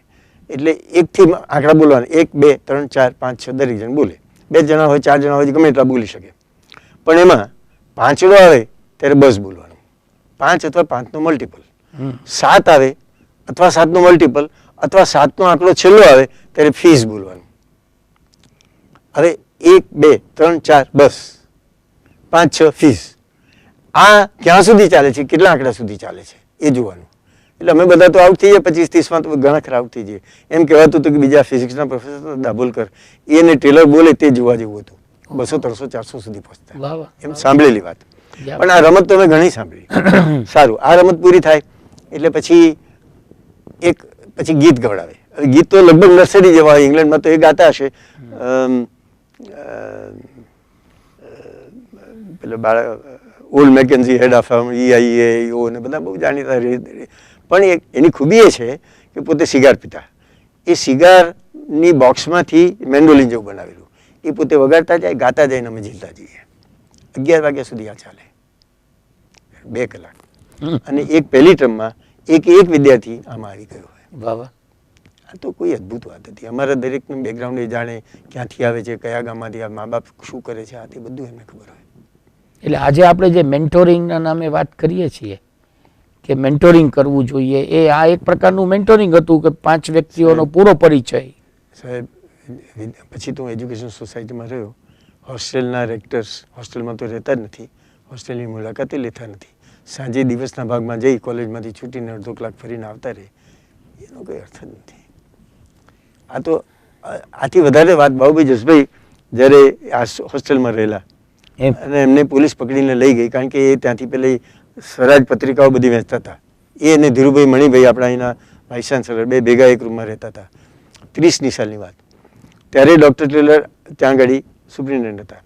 પોલીસને ખબર પડી એટલે પોલીસે એમની રૂમ પર રેડ કરી અને બધું તપાસવા આવ્યા. તપાસવા આવ્યા એટલે ટેલરને ખબર પડી એટલે ટેલર આવી અને ખુરશી નાખીને બેઠા કે મારા છોકરાઓને હેરાન નહીં કરશો, તમે જપ્તી કરવી તો કરો પણ હેરાન નહીં કરવાના. એમને તો બધી મળી પત્રિકાઓ એટલે તો પકડીને લઈ ગયા. પકડીને લઈ ગયા તો જેલમાં મળવા જતા હતા ડૉક્ટર ટેલર એમને. એ એમ કે હું એમનો વાલી છું, એમના મા બાપની જગ્યાએ અહીં છું. એ જ બ્રિટિશ ગવર્મેન્ટ સામે આ બાબુભાઈ કહે કે અમે તો ઘણી વાર એમની સાથે લડતા. અને એ જ્યારે 77ની સાલમાં કેમ બાબુભાઈ અહીંયા આગળ ચીફ મિનિસ્ટર હતા ત્યારે ડૉક્ટર ટેલર અહીં આવેલા, રિટાયર થયા પછી 25 વર્ષે આવ્યા અને વિલ્સન કોલેજના છોકરાઓનું સંમેલન કર્યું બાબુભાઈએ સર્કિટ હાઉસમાં. જે છોકરાઓ હોસ્ટેલના હતા, જે છોકરાઓ તે તો બધા જ આવ્યા. એ છોકરો આવીને ઊભો રહે એટલે કે don't tell me your name, તું શાહ છું ને, તું પરીખ છું ને, તું ફલાણું છું ને.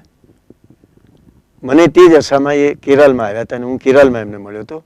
કેરાલમાં એમને મળ્યો એટલે ગાડીમાંથી ઉતર્યા, હું એમના હોસ્ટને ત્યાં હું બેઠો હતો, ખાસ મળવા જ ગયો હતો. એટલે ગાડીમાંથી ઉતર્યા એટલે મને કહે છે just tell me your name. મેં કહ્યું સાહેબ હું યાજ્ઞિક. હા, તમે 237માં હતા કે 337માં હતા રૂમ નંબર? મેં કહ્યું સાહેબ બંનેમાં હતો. અદ્ભુત માણસ, ક્યાં વાત છે. રોજ રાતે 9 વાગે હોસ્ટેલમાં અમે બધા ભેગા થઈ જઈએ. પછી અમારે હોસ્ટેલની બધી 8-10 લોબી હતી, દરેક માળે 3-3 લોબી એવા 3 માળ. દરેક માળની દરેક લોબીમાં રાઉન્ડ મારવાનો અને સિંગલ રૂમ્સ હતી એટલે દરેક છોકરો રૂમમાં જોઈએ, બીજાની રૂમમાં નહીં. અને એ રૂમમાં પાછા રબરના બૂટ પહેરીને આવે એટલે અમને ખબર ન પડે. અમે પાછા એવા હોશિયાર કે એમની ચીરૂટની ગંધ આવે એટલે ચૂપ થઈ જાય, બે ભેગા બેઠા આવીએ તો પાછું બહારનું પછી ટકોરા મારી એટલે બહારનું ખોલવું જ પડે. બે છોકરા ભેગા બેઠા હોય એટલે oh time to go to bed, what are you doing here. હોશિયાર છોકરો હતો કે સાહેબ આ જો ને આ પ્રોબ્લેમ સમજાતું નહોતું, ત્યાં આની પાસે સમજવા આવ્યો છું. એ પ્રોબ્લેમમાં ચોપડી ખુલ્લી પડી હતી, ડૉક્ટર ટેલરની જ લખેલી હોય. છોકરા હોશિયાર તો હોય ને એટલે આવે અને જુએ હશે, જાણે કે આ મને બનાવે છે, મશ્કરી કરે, સમજાવે. નથી સમજતા, લ્યો હું સમજાવું. ક્યાં વાત, વાહ. મેં આવું જિંદગીમાં બીજે જોયું નથી. એટલે બહુ બહુ એના સંસ્મરણો ખૂબ, અને એના વિશે હું કલાક વાત કરી શકું. વાહ વાહ.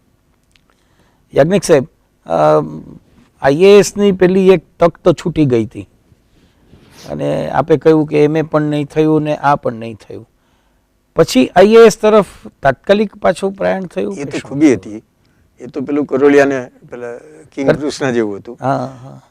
આઈએએસમાં 3 વાર બેઠો, 2 વાર ક્વોલિફાઈંગમાં પાસ થયો, ઇન્ટરવ્યૂ આપી આવ્યો, ઇન્ટરવ્યૂમાં પાસ ના થયો, 3જી વાર ઇન્ટરવ્યૂમાં બોલાવ્યો નહીં. પછી એ લિમિટ પૂરી થઈ ગઈ. સૌરાષ્ટ્રની નોકરીમાં તો જોડી ગયો હતો, પછી પણ છેલ્લો ટર્મ ત્યાંથી લીધો પણ પાસ ના થયો. પછી એ જિંદગીનું મોટામાં મોટું મિરેકલ એ કે સૌરાષ્ટ્રમાં હું મામલતદાર તરીકે 51માં દાખલ થયો. અને મામલતદાર આઈએએસ થાય અને સેક્રેટરી સુધી પહોંચે એવા અમારા બેચના 2 જણા હતા. મને લાગે ત્યાર પછી કોઈ બેચ નહીં હોય, કારણ કે મામલતદારથી બહુ તો કલેક્ટર થાય, આઈએએસ પણ થાય. ઘણા થયા મામલતદારમાંથી, ડાયરેક્ટ મામલતદાર આવ્યા હોય ત્યાં કલેક્ટર થાય, આઈએએસ પણ થાય, પણ કલેક્ટર સુધી પહોંચે, કલેક્ટર તરીકે રિટાયર થાય. આજે મારા નડિયાદના કલેક્ટર છે એ મારા જેવા જ છે, એ હવે રિટાયર થવાના છે, કલેક્ટર છે. પણ આ સનદી સેવાની વાત કરું એ પહેલાં વચ્ચે જે પેલું એક તંતુ છે એ મારે જોડવો છે કે પછી એમએ ત્યાં જ આપે પૂરું કર્યું, એમએ ત્યાં પૂરું, અને MA with economics, MA with economics and sociology, અને પછી મુંબઈમાં જ આગળ રહેવાનું બન્યું? ના, પછી તો મારે મુંબઈમાં રહેવું જ નહોતું, કારણ કે મુંબઈ મારો બેઝ નહોતો. મુંબઈ મારી પહેલેથી મનમાં માનસિકતા એવી જ કે જેમ પિતાજીને બધા જ ભણી ગણીને પાછા ગુજરાતમાં આવ્યા તેમ આપણે ગુજરાતમાં. અને એક નાનો પ્રશ્ન મને મનમાં રહ્યો છે કે આપનો જન્મ, આપનો જે ઉછેર અને એ ગાળો પાક્કા ગાંધી પ્રભાવનો ગાળો હતો, કારણ કે એ જેમ આપે કહ્યું એવી મોટી ચળવળનો સમય હતો. તો એવી ગાંધીની કોઈ સ્મૃતિઓ આપના? ગાંધીની સ્મૃતિ એટલે એક ઝાંખી માત્ર. હા, કે જ્યારે વિઠ્ઠલ કન્યા વિદ્યાલયનું ઉદ્ઘાટન કરવા માટે 36ની સાલમાં કે 35ની સાલમાં નડિયાદ આવ્યા, ત્યારે અમે તરત નડિયાદ આવેલા હતા અને મિટિંગમાં ગયો હતો અને ગાંધીજીને પહેલા તે દિવસે જોયા એટલું યાદ છે. હવે હું તે વખતે ફર્સ્ટમાં દાખલ થયેલો એટલે બીજું કંઈ વધારે યાદ નથી. તે વખતે મુંબઈમાં પણ ખાસ કરીને ચળવળ તો મુંબઈમાં 42માં ગયો એટલે ચળવળ તો શરૂ થઈ ગઈ હતી, નેતાઓ કોઈ નહોતા એટલે એ બધાને સાંભળવાનું એ બધું તો તક ગઈ. કોમ્યુનિસ્ટ યુનિયન બહાર હતું, કોન્સ્ટિટ્યુન્ટ યુનિયન એ બધું થોડું ઘણું ચાલતું હતું, પણ મુંબઈમાં લડત ઠંડી પડી ગઈ હતી. અને જે ઇન્ટેલેક્ચ્યુઅલ લેવલે છાપાઓમાં ને બીજે બધે ચાલતું હતું તેમાં મારે એમ કહેવું જોઈએ કે મારી પોલિટિકલ કોન્શિયસનેસ એટલી બધી નહોતી. એટલે સમજતો તો ખરો, છાપામાં તો ઘેર પિતાજી લાઇબ્રેરીના પ્રમુખ હતા એટલે રોજ છાપા ઘેર આવે, એમાં મને રાજકીય સમાચારમાં ઓછો રસ પડતો, પણ નજરે તો પડે જ અને હેડલાઇન્સ વાંચી હોય છાપા વાંચતો, પણ એના ઊંડા ઉતરવું પોલિટિક્સમાં એવો પણ બહુ ખ્યાલ નહીં. અવેરનેસ, જનરલ અવેરનેસ ખરી, અંગ્રેજોનો વિરોધ ખરો, આઝાદી જોઈએ, આ બધું ખરું એક માનસિકતા, પણ એક્ટિવ થવામાં એમાં એ રસ નહીં. મારા મિત્રો કેટલાક હતા એવા કે જે એક્ટિવ થયેલા પાછળ. પણ ગાંધીજીની વાત તો ચોમેર ફેલાય. જરૂર જરૂર, એમને વાંચ્યું હોય, એમનું આત્મકથા વાંચી હોય, એમના પાઠ, એમના કોઈ છૂટક લેખો વાંચ્યા હોય, એમનું પેલું જે એ હતું હરિજન બંધુ પીપલ્સ કોકોવા જોયા હોય. અમે ગુજરાત કોલેજમાં દાખલ થયા ત્યારે હરિજન બંધુનું એટલું બધું વેચાણ વધી ગયેલું, અમે ઘણા વાંચતા અહીંયા. પણ એ તો છેક 42માં મુવમેન્ટના આગળ અને પછી તો ગાંધીજી જેલમાં જતા રહ્યા, એટલે એ કન્ટિન્યુએશન એ રહ્યું નહીં.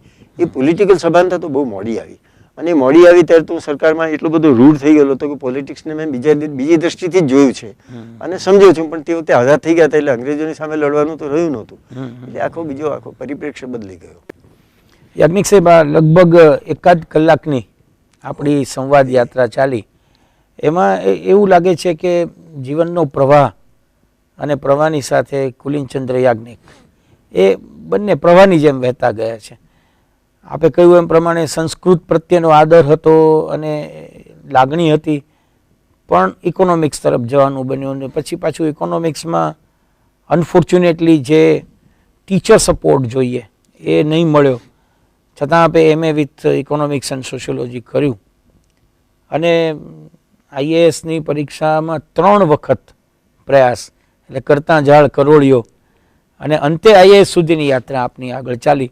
આ મેં જે બહુ શરૂઆતમાં કહ્યું હતું કે એક વિરલ કહી શકાય એવી યાત્રાનો આ પડાવ હતો.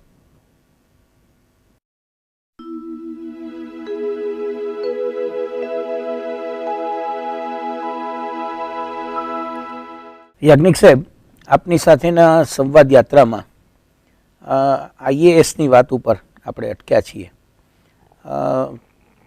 આપ તો પછી કુશળ IAS અધિકારી તરીકે સનદી સેવામાં પ્રદાન કરી ચૂક્યા છો, તો એ કેવી રીતે શક્ય બન્યું એની વાત અમને કરો. એક રીતે બહુ મોટું પરાક્રમ હતું એવું પણ નહોતું, કારણ કે સરકારી નોકરીમાં એવું કે તમે દાખલ થાઓ અને કોઈ ભૂલ ન કરો તો ઓટોમેટિક પ્રમોશનો મળ્યા જ કરતા હોય, જે લાઈન ખુલે તે પ્રમાણે. ઉપર વધારે જગ્યા પડે ને વહેલું પ્રમોશન મળે એ નસીબની વાત પણ કહી શકાય. એટલે એક એનું કારણ એ બન્યું કે હું મામલતદાર તરીકે 51માં દાખલ થયો ત્યારે પ્રોબેશનરી મામલતદારનો સૌરાષ્ટ્રમાં બીજો બેચ, એટલે મારી આગળ પ્રોબેશનરી મામલતદાર ઓછા હતા અને ઓફિશિયેટિંગ મામલતદારો જેટલા હોય એટલા બધા અમારી નીચે જાય, પ્રોબેશનરી મામલતદારની સિનિયોરિટી મળે. જે કન્ફર્મ થઈ ગયેલા સિનિયર માણસો હતા સ્ટેટના બધા, એ બધા ઉપર રહે, પણ એ બધા વહેલા રિટાયર થઈ જાય, એટલે ઉપર જગ્યાઓ પડવા માંડી અને તે વખતે જ ખરેખરો વિકાસ થવા માંડ્યો, વિસ્તાર થવા માંડ્યો કામનો, મશીનરીનો, સરકારની મશીનરીનો, એટલે જગ્યાઓ વધારે પડવા માંડી. એટલે મામલતદાર તરીકે 2 વર્ષ પ્રોબેશનના સહિત 51 થી 58 એ 7 વર્ષ મામલતદારી કરી, એટલામાં મને ડેપ્યુટી કલેક્ટરનું પ્રમોશન મળ્યું. એ પણ પ્રમાણમાં ઘણું વહેલું ગણાય. અને 8 વર્ષ ક્લાસ 1માં તમે હો અને કન્ફર્મ થયેલા હો તો IAS માટે એલિજિબલ ગણાય. એટલે 8 વર્ષ મારે 58 થી 8 વર્ષ થયા એટલે ભલે 10 વર્ષમાં 68માં મને IASમાં પ્રમોશન મળ્યું. હવે એનો પાછું ચાલે એવું કે સરકારમાંથી જેટલા IAS હોય છે એ મને અંદાજે ખ્યાલ છે કે 65-66% જેટલા એ ડાયરેક્ટ રિક્રુટ હોય, એટલે પરીક્ષા આપીને પાસ થઈને આવે, તે ખરેખર હોશિયાર છોકરાઓ હોય. બાકીના જે 33% રહ્યા એ 33%માંથી હું માનું છું કે લગભગ 30% જેટલા રેવન્યુ ખાતામાંથી લેવાય. રેવન્યુ ખાતું શબ્દ નથી વાપરતા, શબ્દ વહીવટી ખાતામાંથી, એટલે જનરલ એડમિનિસ્ટ્રેશન ડિપાર્ટમેન્ટ, જે આપણે ત્યાં વહીવટનું કામ સંભાળે છે, રેવન્યુ GAD કહીએ છીએ તે, પણ GAS હવે કહેવાય છે, જનરલ એડમિનિસ્ટ્રેટિવ સર્વિસ સ્ટેટની થઈ. અમારા જમાનામાં GS નહોતું એટલે રેવન્યુ ખાતું એ GS હતું જિલ્લામાં. હવે એમાં ડેપ્યુટી કલેક્ટર લેવલ પણ પેલા નીચેથી આવ્યા, નાની ઉંમર હતી ને એમાં સિનિયર થઈ ગયા એકદમ. મુંબઈ રાજ્ય થયું એટલે જગ્યાઓ વધી, એટલે એમાં જ્યારે લેવાનો વખત આવ્યો ત્યારે પહેલાં સિલેક્ટ લિસ્ટ લોકો બનાવે અને સિલેક્ટ લિસ્ટમાં સિનિયોરિટી પ્રમાણે જાય અને સારા મેરિટ્સ હોય અને પોઝિટિવ મેરિટ્સ હોય તો એને વધારે પ્રેફરન્સ આપે. જુનિયર ને સિનિયર પણ બનાવી શકે એવું હોય છે. પીએસસી પણ એમાં ઇન્વોલ્વ હોય છે. યુપીએસસીના માણસો હોય, સ્ટેટ ગવર્મેન્ટના સિનિયર માણસો હોય, એની એક કમિટી હોય, એ લોકો સિલેક્ટ લિસ્ટ બનાવે. ત્યારે હું જાણતો હતો કે હું રેન્જમાં છું એ મતલબ કે મને ક્વોલિફાય થઈ ગયો હતું, કન્ફર્મ હોવા જોઈએ, ક્લાસ 1 હોવા જોઈએ 8 વર્ષના, તે હું હતો. પણ મને કંઈ એવી અપેક્ષા નહોતી કે હું સિલેક્ટ લિસ્ટમાં આવી જઈશ, કારણ કે મારી ઉપર ઘણા માણસો હતા. એટલે મારી ઉપર લગભગ 20 માણસો હતા. એ બધાને બદલે હું છે તે આવ્યો. એ પણ મને એક સારું લાગ્યું કે અત્યાર સુધીનું રેકોર્ડ મારું સારું હશે અને ઉપરના માણસો આઈએસમાં જવા નહીં યોગ્ય જણાવ્યા. જોકે એમાં મારે એ કહેવું જોઈએ કે મોટાભાગના એવા હતા કે જેમને હું માનું છું કે 51 કે 53 વર્ષનો બાર હોય છે કે તેથી ઉપરના માણસોને નહીં ગણવાના. એટલે એ 20માં એવા પણ ઘણા હતા કે જે ઉંમરને કારણે ન આવી શક્યા. અને પછી જ્યારે મને ખબર મળ્યા, હું તે વખતે અમદાવાદમાં નિવાસી નાયબ કલેક્ટર હતો અને કોઈકે મને કહ્યું તમારું સિલેક્ટ લિસ્ટમાં નામ આવ્યું, ત્યારે કલ્પના નહીં કરેલી અને બહુ જ આનંદ થયેલો. મારા બીજા ઘણા મિત્રો સાથે ભણેલા અને સાથે ડેપ્યુટી કલેક્ટર ડાયરેક્ટ આવેલા એવા સૌરાષ્ટ્રના આઈએસ થઈ જ ગયેલા હતા ઓલરેડી. એટલે મને આનંદ તો ઘણો થયો, પણ સિલેક્ટ લિસ્ટમાં આવ્યા માટે તરત કલેક્ટર થવાશે એવી તો કલ્પના નહોતી બિલકુલ. અને થોડા દિવસ જ થયા, 2-4 દિવસ થયા છે મને લાગે છે. અને જેમણે મારા સુપિરિયર તરીકે કામ કરેલું, મારા ઉપરી હતા, એમનો મને ફોન આવ્યો કે યાજ્ઞિકભાઈ તમે જાણો છો કે તમે ભરૂચ કલેક્ટર તરીકે જાઓ છો. હવે એમને પોતાને આઈએસમાં લીધા નહોતા, જોકે એ જ બહાર થઈ ગયા હતા એટલે નહોતા લીધા. પછી એમને સ્ટેટ ગવર્મેન્ટની સમકક્ષ જગ્યાઓ મળી અને એ ઘણા સારા ઓફિસર હતા. મને મારું પહેલું જ પોસ્ટિંગ એમના હાથ નીચે હતું અને એમણે ખૂબ લિબર્ટી આપી હતી, વિશ્વાસ રાખ્યો હતો મારા પર. અને એમણે જ મને ફોન કર્યો કે તમે ભરૂચના કલેક્ટર તરીકે જાઓ છો. એટલે એ સિલેક્ટ લિસ્ટમાં આવ્યા પછી આઈએસની પોસ્ટમાં તમે એપોઇન્ટમેન્ટ કરી શકાય. આઈએસ ન હોય અવેલેબલ તો પછી સ્ટેટ ગવર્મેન્ટના મૂકે કામ ચાલુ, પણ એને આઈએસ મળે નહીં. એટલે મને 68માં એ પ્રમાણે કલેક્ટર બનાવ્યો. પછીથી એ લોકો આઈએસના કેડરમાં જગ્યા ખાલી પડે ત્યારે તમને આઈએસમાં મૂકે. એ કેડરમાં જ્યારે જગ્યા ખાલી પડી ત્યારે મને એ લોકોએ પહેલાં 63-64નું સાલ આપી અને મને એટલે પછી રિટ્રોસ્પેક્ટિવ ડેટ મળે એમાં. ઓકે. એટલે 68માં હું કલેક્ટર થયો, પણ આઈએસ જ્યારે 3-4 વર્ષ પછી નોટિફાય થયો ત્યારે પછી મને 73ની સાલનું 74ની સાલનું એફિલિએશન મળ્યું. એટલે એને યર ઓફ એલોટમેન્ટ કહે છે. એટલે સિનિયોરિટી મારી 74ની સાલથી ગણાય. એટલે એ રીતે જુઓ તો પરીક્ષામાં નપાસ થયા એ તો સારું નહોતું જ કામ, પણ આટલા વર્ષોમાં જે કામ કર્યું એની કદર થઈ. અને ખરેખર બહુ પ્રમાણિકતાથી કહું તો એ બહુ જ ઇન્ટેન્સિવ, ઘણું જ જાતને રેડી દઈને કરેલું હોય એવું કામ. આજે મને પૂછો તો એમ કહું કે એના કરતાં વધારે સારું કરી શક્યો હોત.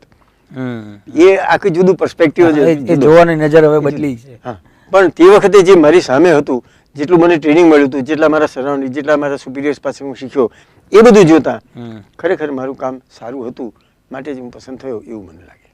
પણ આમ તો પ્રમાણમાં આપ ઇન્ટ્રોવર્ટ હતા, તો ભરૂચમાં સીધા કલેક્ટર થવાનું આવ્યું ત્યારે એ કામ શિફ્ટ તો પૂરું થયું હોય, એ વર્કશિપ જેને કહીએ એનું મારે ઇન્ટ્રોવર્ટ એટલે એ સેન્સમાં ઇન્ટ્રોવર્ટ નહોતો, કારણ કે હું કોલેજમાં દાખલા તરીકે ડ્રામેટિક્સમાં ભાગ લેતો હતો, ડિબેટિંગ સોસાયટીમાં ભાગ લેતો હતો, એવું બધું મારું ચાલુ હતું.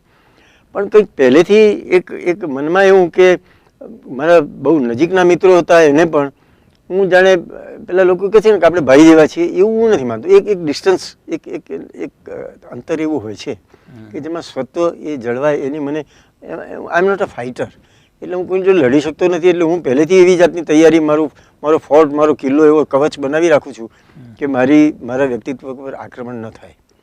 એક જાતનું ડિફેન્સિવ પોલિસી કહો તો, જે વીકનેસ કહો તો, જે કહો તે, પણ તેને લીધે હું એક રીતે મારું સ્વત્વ જાળવી શક્યો છું ને મારી સ્વતંત્ર વિચારણા રહી છે એવું મને લાગે છે. કે કોઈનાથી અભિભૂત એકદમ થવા, મને એમ લાગે કે આનાથી બહુ અભિભૂત થઈ જઈશ તો હું થોડુંક ડિસ્ટન્સ કરી દઉં છું. એટલે હું તે વખતે પણ જ્યારે પબ્લિક રિલેશન્સ તો મારા ભરૂચમાં પણ ઘણા સારા હતા, ત્યાં સુધી મને પબ્લિક રિલેશનનો બહુ ચાન્સ જ મળ્યો નહોતો, કારણ કે હું એક્ઝિક્યુટિવમાં નહોતો. વધારે વખત હું એડમિનિસ્ટ્રેટિવ જોબમાં રહ્યો છું. એ પણ એક હેન્ડીકેપ ગણાય. પણ ત્યારે એવું પણ ખરું કે મારું પહેલું પોસ્ટિંગ કલેક્ટરના ચીટનીસ તરીકે છે, કે આખી કલેક્ટર ઓફિસ સંભાળવાની એટલું જ નહીં, પણ મારી ઉપર 2 જ માણસો, મારા નિવાસી ડેપ્યુટી કલેક્ટર અને કલેક્ટર. બાકી આખા જિલ્લાનું સંકલન કરવાનું અને કલેક્ટર ઓફિસનો કી પર્સન જે કહેવાય એ ચીટનીસ હોય. એ મને ટ્રેનિંગ પછી બિલકુલ અનુભવ વગર મને એ જગ્યા પર મૂકેલો અને એમાંથી મને ઘણું શીખવાનું પણ મળ્યું. આ હેન્ડીકેપ્સમાં પણ કે એટલી મોટી ઓફિસ મેનેજ કરવી એ મને ભવિષ્યમાં જ્યારે કલેક્ટર થયો ત્યારે મારા માટે બહુ સહેલું કામ થયું. બાકી જે માણસ ડેપ્યુટી કલેક્ટર તરીકે કલેક્ટર ઓફિસમાં કામ કર્યા વગર આવે છે એમને ઘણી મુશ્કેલીઓ પણ મુશ્કેલી પડે, બરાબર છે. એટલે મુશ્કેલી નહોતી મને. ભરૂચ પછી કેવી રીતે આમ ભરૂચમાં sequence કેમ ચાલે? સૌથી મેમોરેબલ વાત એ થઈ કે ધરતીકંપ થયો 1970ની સાલમાં, અને એ પણ એક ચમત્કાર હતો કે સવારના પોરમાં 7:30 વાગે ધરતીકંપ થયો. ધૂળેટીનો દિવસ, કોઈ માણસ મળે નહીં, અને હું તો મારી બદલી થઈ ગઈ હતી ડાંગમાં, ઓર્ડર આવી ગયેલા, તમે ચાર્જ નહોતો છોડ્યો.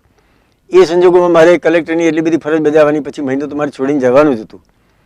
એટલે પણ આવી એટલે તો સામે થવાનું જ હતું, અને એ કામ ઘણું સારું થયું. તે બીજે દિવસે ગવર્નર ત્યાં આવ્યા, એમણે બધું જોયું, કારણ કે અહીંયા ધારાસભામાં બધી ગડબડો ઘણી ચાલતી હતી, હિતુભાઈની મિનિસ્ટ્રી ડિફિકલ્ટીમાં હતી. એટલે બીજે દિવસે ગવર્નર આવ્યા અને એમણે જોયું કે મારો પ્રજાની સાથેનો સંપર્ક સારો હતો ને પહેલે દિવસે જ ઘણું ફરીને કામ કર્યું. એટલે ગવર્નર મને એમ કહીને ગયા કે તમે 1 મહિના સુધી ચાર્જ છૂટશો નહીં, અને પછી તમને ગવર્મેન્ટ સૂચના આપશે. એ મહિના દરમિયાન રિહેબિલિટેશનનું કામ ઘણું સારું થયું. 70નો ધરતીકંપ એ આપણે ત્યાં 56માં જે અંજારમાં ધરતીકંપ થયો મોટો કચ્છમાં, ત્યાર પછીનો પહેલો મોટો ધરતીકંપ એ 70માં ભરૂચમાં થયો. લોકલાઇઝ હતું તો 6.5નો હતો, નાનો નહોતો, પણ નુકસાન ઓછું થયેલું. આવું બનતું હોય છે ઘણી વાર, અને હું માનું છું કે 20-25 જેટલા મૃત્યુ થયા હતા બધું થઈને. પણ એનું રિહેબિલિટેશન કામ એટલું બધું સરસ થયું 1 મહિનામાં કે એ મને એક જાતનો આત્મસંતોષ એમાં થયો કે ખરેખર સારું કામ થયું. પછીથી મારે ડાંગ જવાનું થયું. 2 વર્ષ હું ડાંગમાં રહ્યો. એ મારી જિંદગીનો ખરાબમાં ખરાબ પીરિયડ એટલા માટે હતો કે એ થોડી ટેકનિકલ બાબત છે કે ડાંગની જગ્યા એ આઈએસની જગ્યા નહોતી. એટલે હું આઈએસ તો હજુ થયો નહોતો, પણ મારી કલેક્ટરની જગ્યા એ આઈએસની સિનિયોરિટીમાં ગણાવવાની હોય એવો નિયમ છે. એટલે ભરૂચની ગણાય પછી ડાંગની ન ગણાય, એટલે મારી સિનિયોરિટી પડી ગઈ પાછળ. અને ભરૂચમાં પણ મને ઇન્ક્રીમેન્ટનો વખત આવ્યો ત્યારે એક ટેકનિકલ કારણસર એકાઉન્ટન્ટ જનરલે મને ડેપ્યુટી કલેક્ટરનો પગાર આપ્યો. એટલે મેં કહ્યું કે કલેક્ટર થઈને મારે ડેપ્યુટી કલેક્ટરનો પગાર લેવો નથી. ચીફ સેક્રેટરીને મેં લખ્યું કે મેં તમને કહ્યું હતું કે મને આ નુકસાન થાય છે, માટે મને અહીંયા ન મૂકશો. હિતેન્દ્રભાઈની પોતાને મેં વિનંતી કરી હતી, પણ ન માન્યા કે તમારું બધું થઈ જશે. અને જ્યારે વાંધા નીકળ્યા ત્યારે કોઈએ મદદ કરી નહીં, અને એ તો ભાઈ કશું કરી શક્યા નહીં, મતલબ કરી નહીં ઇન દેટ સેન્સ કે મેં. અને 1 વર્ષ સુધી મેં પગાર લીધો નહીં. પછી માર્ચ મહિનામાં મને થયું કે હવે આ તો બધી ગ્રાન્ટો બધી લેબ જવાની, અને ઉપરવાળા તો કોઈ સાંભળતા નથી. એટલે માર્ચ મહિનામાં બાકી ચડેલો બધો પગાર પાછો લેવા માંડ્યો. પછી તો તરત મારી બદલી થઈ 72માં. પણ 2 વર્ષ મારે ડાંગમાં એવા ખાવડા પડ્યા. એ મને ઘણો મોટો હેન્ડીકેપ, અને અનેક રીતે હેન્ડીકેપ છે. એડમિનિસ્ટ્રેટિવ બાબતો છે, પણ ડાંગ જેવા જિલ્લામાં નાની ઉંમરના માણસે મૂકો જેની બીજી જવાબદારીઓ ના હોય. તમે અડધી ઉંમરે જાઓ ત્યાં આગળ સંસ્કાર, સામાજિક જવાબદારીઓ હોય, કુટુંબની જવાબદારીઓ હોય, છોકરાને એજ્યુકેશનના પ્રોબ્લેમ હોય, કેટલા બધા હોય. એ ઉંમરે ત્યાં ન મૂકવા જોઈએ. અને વિશેષ કરીને મારી સર્વિસમાં જો મને 3-4 વર્ષનું ગાબડું 63ને બદલે 66 આપી દીધી ત્યાં જવાને કારણે, પછી તો સુધરી. પણ એ 3 વર્ષમાં તો મારી આખી કેરિયર, કારણ કે જ્યારે તમે રિટાયર થવાને વખતે સૌથી ટોપ પોઝિશન્સ પર હો એ વખતે સૌથી વધારે મુશ્કેલી તમને, મને ઘણું સહન કરવું પડ્યું એમાં. સારી નસીબે એટલું થયું કે સરીન પાછળથી એડવાઇઝર આવ્યા ને મારી વાત સમજ્યા. એમણે દિલ્હી સરકારમાં બધી, કારણ કે અહીંથી કાગળો લખે તે દિલ્હીવાળા માનતા નહોતા, પણ એ દિલ્હીથી આવેલા, અને એમણે દિલ્હીમાં ચીફ પેલા કેબિનેટ સેક્રેટરીની વાત કરી. પછી મારી સિનિયોરિટી રિસ્ટોર થઈ. 63 બદલે 64 મળી, પણ એનું બીજું કારણ હતું. પણ એ 64 મળી એટલે હું સેક્રેટરી સુધી પહોંચી શક્યો, નહીં તો ત્યાં સુધી ના પહોંચી. ડાંગથી પછી હું વડોદરા આવ્યો. દેટ વોઝ ધ કદાચ સારામાં સારું, સૌથી સારો નસીબદાર પ્રસંગે વડોદરા હતો. વડોદરામાં 4 વર્ષ રહ્યો. મારી આગળના બધા જ કલેક્ટરનો રેકોર્ડ, કારણ કે 4 વર્ષ સુધી એક પણ જગ્યાએ રહેવું કોઈ પણ ઠેકાણે. વડોદરામાં તો ખાસ. અને વડોદરામાં તો એવું હતું કે સામાન્ય રીતે નોન આઈએસ કલેક્ટર કોઈ દાડો આવેલો જ નહીં. અને હું વડોદરા પહોંચ્યો તે વખતે, ચાર્જ લીધો તે વખતે તો હું આઈએસમાં નોમિનેટ નહોતો થયો, પછીથી થયો. એમાં એવું હોય છે કે નોમિનેટ થાય ત્યારે રિટ્રોસ્પેક્ટિવ ડેટ આપે તમને પછી, બરાબર, એ પછીથી મળી. એટલે હું નોન આઈએસ કલેક્ટર કદાચ પહેલો જ હતો. અને સળંગ 4 વર્ષ રહ્યો. તે દરમિયાન એક છે તે 2 પ્રેસિડેન્ટ્સ રૂલ, એક કટોકટી, નવનિર્માણ, 3 ગવર્મેન્ટો, મિનિસ્ટ્રીઓ 3 આવી ગઈ. એ બધું તે પીરિયડમાં 4 વર્ષમાં થયું. એ વડોદરામાં સારામાં સારું મારું પીરિયડ વડોદરામાં રહ્યો. કારણ કે સત્તાના બદલાવો પણ ઘણી બધી અસર આપણને. હું ગયો ત્યારે ઘનશ્યામભાઈ હતા, અને ઘનશ્યામ, હું વડોદરામાં ચાર્જ લીધો અને તરત જ ખટપટો શરૂ થઈ ગઈ. નવનિર્માણ આવ્યું, ચીમનભાઈની ગવર્મેન્ટ આવી. ચીમનભાઈ આવ્યા ત્યારે એમણે સરઘસ કાઢેલું. મને યાદ છે કે યાવતચંદ્ર દિવાકરો હોય એવું બધું એમનું રિસેપ્શન મળેલું એમને. અને પછી 10 જ મહિનામાં એ સરકાર ગબડી ગઈ. અને પછી નવનિર્માણ વખતે વિદ્યાર્થીઓ સાથે અમે જે કામ કર્યા, એટલે નવનિર્માણ તો મને લાગે છે કે મારા જીવનની ક્રાઇસિસમાં એક અદ્ભુત વસ્તુ હતી કે અમદાવાદમાં જે તોફાનો થયા એનાથી વડોદરામાં થાય જ પછી. વડોદરાની યુનિવર્સિટી, લોકલ બધા વિદ્યાર્થીઓ, સ્ટ્રોંગ યુનિયન, પણ વડોદરામાં પ્રમાણમાં ઓછું થયું. થયું તો બધે આખા ગુજરાતમાં થયું હતું, પ્રમાણમાં ઓછું થયું એનું કારણ કે અમારા વિદ્યાર્થીઓ સાથેના સંબંધો હતા એમ. અને વિદ્યાર્થીઓ કે પહેલેથી ખબર પડે એમને કે આજે આ પ્રોગ્રામ કરવાનો છે. એક તો મોડું શરૂ થયું ગુજરાતમાં, વડોદરામાં. અમદાવાદમાં થયા પછી છેક 19મી જાન્યુઆરી વડોદરામાં થયું. અહીં તો ઓક્ટોબરથી ચાલુ થઈ ગયું. એટલે સેકન્ડ ફેઝ છે. 19મી ઓક્ટોબરે મને છોકરાએ કહ્યું કે સાહેબ હવે ઝાલ્યા એમ નથી, કારણ કે બંગડીઓ આવી ગઈ છે. મેં કહું બંગડીઓ આવી ગઈ છે ને તેટલા માટે જો તમે ચળવળ કરવાના હો તો બંગડીઓને લાયક જ છો, બીજું શું. એટલે તમને સ્વતંત્ર રીતે લાગતું હોય તો કરો. પછી સરઘસ કાઢ્યું, તમે ગામમાં સરઘસ લઈ જઈશું. સરઘસના માટે અમે કહ્યું કે તમે ગામમાં સરઘસ લઈ જાઓ તો નહીં લઈ જવા દો, કોઈ પણ હિસાબે તમે યુનિવર્સિટી એરિયામાં કરો અથવા બહુ તો પુલ સુધી, પણ પુલથી ગામમાં નહીં જવાનું. કે સાહેબ અમે તો જવાના. મેં કહ્યું જુઓ તમે જશો તો અમારું પોલીસ ત્યાં હશે, તમને પ્રોહિબિટ કરેલા છે. હવે તે વખતે તમે નહીં માનો ને સ્કફલ થાય ને લાઠી વાગશે તો વાગશે જ. એ તો લાઠી પડે ત્યાં તો વાગતી જ હોય છે, એટલે દુઃખ થતું હોય છે. અને પછીથી તમે એમ કહેશો કે આ કલેક્ટરે મને લાઠી મરાવી અને અમે એમ કહીશું કે આ દીકરાઓએ અમારું માન્યું નહીં, તો તમે આ ટેબલ પર બેસીને આપણે વાત નહીં કરી શકીએ. અને ચીમનભાઈ તો રાજીનામું આપવાના તે એમના કારણે આપશે, તમારા આ સરઘસને કારણે નથી આપવાના, એ સમજી લો. હા, તમે સરઘસ કાઢો, બીજા દાડે હેડલાઇન્સ આવે, બધું આવે, તમે તમારા એરિયામાં ફરો, એમાં હું પબ્લિક એરિયામાં સયાજીગંજમાં ફરજો એનો મને વાંધો નથી. ના અમે તો કાઢવાના. તો મેં જુઓ એક વાત સમજી લો કે તમને ત્યાં જ એરેસ્ટ કરવામાં આવશે અને ગડબડ કર્યા વગર અમે કહીએ ત્યાં બેસી જવાનું ગાડીઓમાં, અને નહીં તો મારામારી થશે. સારું, મારે એક દુનિયાનો જીવનનો મોટામાં મોટો પ્રસંગ એ કે જેવા એ લોકો આવ્યા કે 5-6 બસો રાખી હતી. હું તો ત્યાં સ્થળ પર તો હોઉં નહીં, હું તો ઓફિસમાં, પણ પોલીસોએ કહ્યું કે યુ આર અંડર એરેસ્ટ, બેસી જાઓ. પટ બધા બેસી ગયા અને બાકીના બધા વિખરી ગયા. એક મોટો ક્રાઇસિસ જાણે જતો રહ્યો. એવું ને એવું 26મી જાન્યુઆરીએ સરઘસની પરમિશન આપેલી એ લોકોને. ધ્વજવંદન મારે કરવાનું, ધ્વજવંદન કરીને આવું છું ત્યારે સરઘસ નીકળવાનું હતું. એ સરઘસમાં પાંજરામાં બધા સેન્ટ્રલ ગવર્મેન્ટના મિનિસ્ટરોને બેસાડેલા અને ઇન્દિરા ગાંધીનું પુતળું મૂકેલું, અમે ફ્લોટ કાઢવાના છીએ અને કોમ્પિટિશન, આવું બધું કરવા માંડ્યા. ખબર પડેલી રાતમાં, એટલે સરઘસને પ્રોહિબિટ કર્યું. હવે જે સરઘસને મંજૂરી આપી હોય તેને પ્રોહિબિટ કરવું એ ઠીક નહીં, માટે તે વખતે કરફ્યુ નાખ્યો. કરફ્યુ 26મી જાન્યુઆરી ન નાખવો જોઈએ, પણ તે વખતે તે એરિયામાં નાખવો પડ્યો. અને પછી છોકરાઓ રોષે ભરી આવ્યા મારે ત્યારે, સાહેબ તમે તો અમને મારી નાખ્યા, આમ કરીશું, તમારું ઘર બાળી મૂકીશું, જે કરવું એ કરો. તમને ડીએસપી હતા સાથે, લઈ જવા છોકરાઓને, પકડી લીધા બધાને. પછી આફ્ટરમાથ ન થયા તેનું કારણ અમારા અંગત રિલેશન્સ. એ રિલેશન્સ છેક હમણાં ગયા વર્ષે એ છોકરાઓએ, તે વખતના નવનિર્માણના લીડરોએ અમદાવાદ વડોદરામાં એમના તે વખતના અધ્યાપકોને માન આપવાનો પ્રસંગ કરેલો, સન્માનનો. તે વખતે મને પ્રમુખ તરીકે બોલાવ્યો. એટલે મેં કહ્યું કે હું કોઈ તમારો પ્રોફેસર નહોતો, મને કે સાહેબ તમે પ્રોફેસર કરતાં વિશેષ તમારે પ્રમુખ થવા છે. હું ગયો. એક વાક્ય બોલ્યા જે મને બહુ જ અપીલ કરી ગયું. એમણે એમ કહ્યું કે નવનિર્માણમાં વડોદરામાં ગોળીબારમાં ઓછા જો માણસો મર્યા હોય તો તેની જવાબદારી, એનું કારણ યાજ્ઞિક સાહેબ છે. એટલે ગોળીબાર ન કરવા પડે એવી સિચ્યુએશન. અમારો રેવન્યુ સ્ટાફ એટલો બધો સરસ હતો. એક ઠેકાણે જગમાલની પોળમાં એક જવાન માણસ મરી ગયો અને બીજે દાડે શું થશે આખું ભડકે વળશે ગામ એવું લાગ્યું. ત્યારે એ મામલતદારે, જે બી પરીખ એમનું નામ હજુ છે, વડોદરામાં રિટાયર થયેલા, એમણે ત્યાંના આગેવાન, મેં કહ્યું તમે આગેવાનોને બોલાવો ને હું પણ આવું ને વાત કરી. મને કે સાહેબ તમે ના આવશો હમણાં, તમને જો રાઈટ મોમેન્ટે બોલાવીશું, પણ તે સિવાય અમને ટેકલ કરશે. એમણે બોલાવ્યા. એમણે કહ્યું કે તમે આ લોકો જે મરી ગયો છે તેનો શોક પાળો બરાબર છે, પણ એનો શોક એવી રીતે પાડશો કે જેથી કરીને બીજા 4 શહીદ થાય. એના કરતાં ખરેખર જો તમારે તમારે શોક પાડવો હોય તો નક્કી કરો કે ઘરની બહાર નહીં નીકળીએ કાલે. સદંતર બંધ આખો વિસ્તાર, કોઈએ ઘરની બહાર જ નહીં નીકળવાનું. એ જનતા કર્ફ્યુનો જે કોન્સેપ્ટ પાડ્યું એ લોકોએ, એ નવીની વાત. મારે માટે ઇટ વોઝ એ ગ્રેટ. અને સામેની ઘડિયાળી પુલના છોકરાઓ એમને ઉશ્કેરવા આવે બધા, આ લોકો ઘરની બહાર નીકળાય.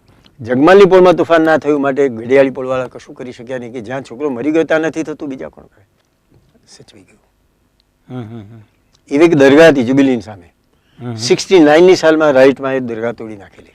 અને ભારત સરકારે એમ કહ્યું કે બધા દેવસ્થાનો ફરી બાંધવાના સરકારી ખર્ચે, અને મારે એ દરગાહ ફરી બાંધવી પડે. હું કલેક્ટર તરીકે આવ્યો ત્યાં સુધી કોઈ કરેલું નહીં. અને મેં કહ્યું કે આ દરગાહ ફરી બાંધશો તો ફરી રાઈટ થશે અહીંયા. એટલે પણ મારે 1.5-2 વર્ષ થઈ ગયા એટલે હું થોડો કોન્ફિડન્સમાં હતો. મારી ટીમ બહુ જ સારી હતી, મારા બધા ઓફિસરો, અને પબ્લિક રિલેશન્સ અમારા ઘણા સારા. વડોદરાનું વાતાવરણ પણ અધરવાઇઝ ઓલ્સો ઘણું સારું. એટલે મેં મુસ્લિમ આગેવાનને બોલાવ્યો. મહેમાન હતો ગુલામ મોહમ્મદ મહેમાન. એને બોલાવીને મેં કહ્યું જો ભાઈ સરકારે કહ્યું છે કે આ દરગાહ ફરી ચણી દેવી અને મારે ચણવાની. મેં બિલકુલ કાર્ડ્સ ઓન ધ ટેબલ કે આ છે, પણ તમે સાચવી શકશો ખરા? મને કે સાહેબ અમારી 1 કિલોમીટરમાં કોઈ મુસલમાન નથી અને આ જે બી બાંધશો ને તમે તે 2 દાડે રાઈટ થશે ને એ તૂટી જશે ને પાછળ બંને બાજુ ખૂનામરકી થશે. તો મેં કહું શું કરશો? કે સાહેબ અમને પવિત્ર જગ્યા છે, અમને ગમતું નથી. મેં કહું આપણે એવું કરીએ કે ટ્રાફિક આઇલેન્ડ ત્યાં કરીએ. કે સાહેબ આઇલેન્ડ કરો તો એમાં પોલીસ છે તે બૂટ ચંપલ પહેરીને ઊભો રહે. મેં કહું આપણે એવું કરીએ, એ ના થાય, કોઈ ના ઊભું રહે એના પર એવું કરીએ. કે સારું સાહેબ કરો. મેં કહું એમ નહીં, તમારા સાગરીતોને બધાને પૂછ્યા કાલે ઉઠીને મારે પ્રોબ્લેમ જોતું નથી. એ પૂછાયો. Greatest surprise of my life. 15 દિવસ પછી બોલાવ્યા વગર સામે ચાલીને આવીને કહ્યું સાહેબ તમે કહેતા હતા એમ કરો. શું વાત છે બાબા?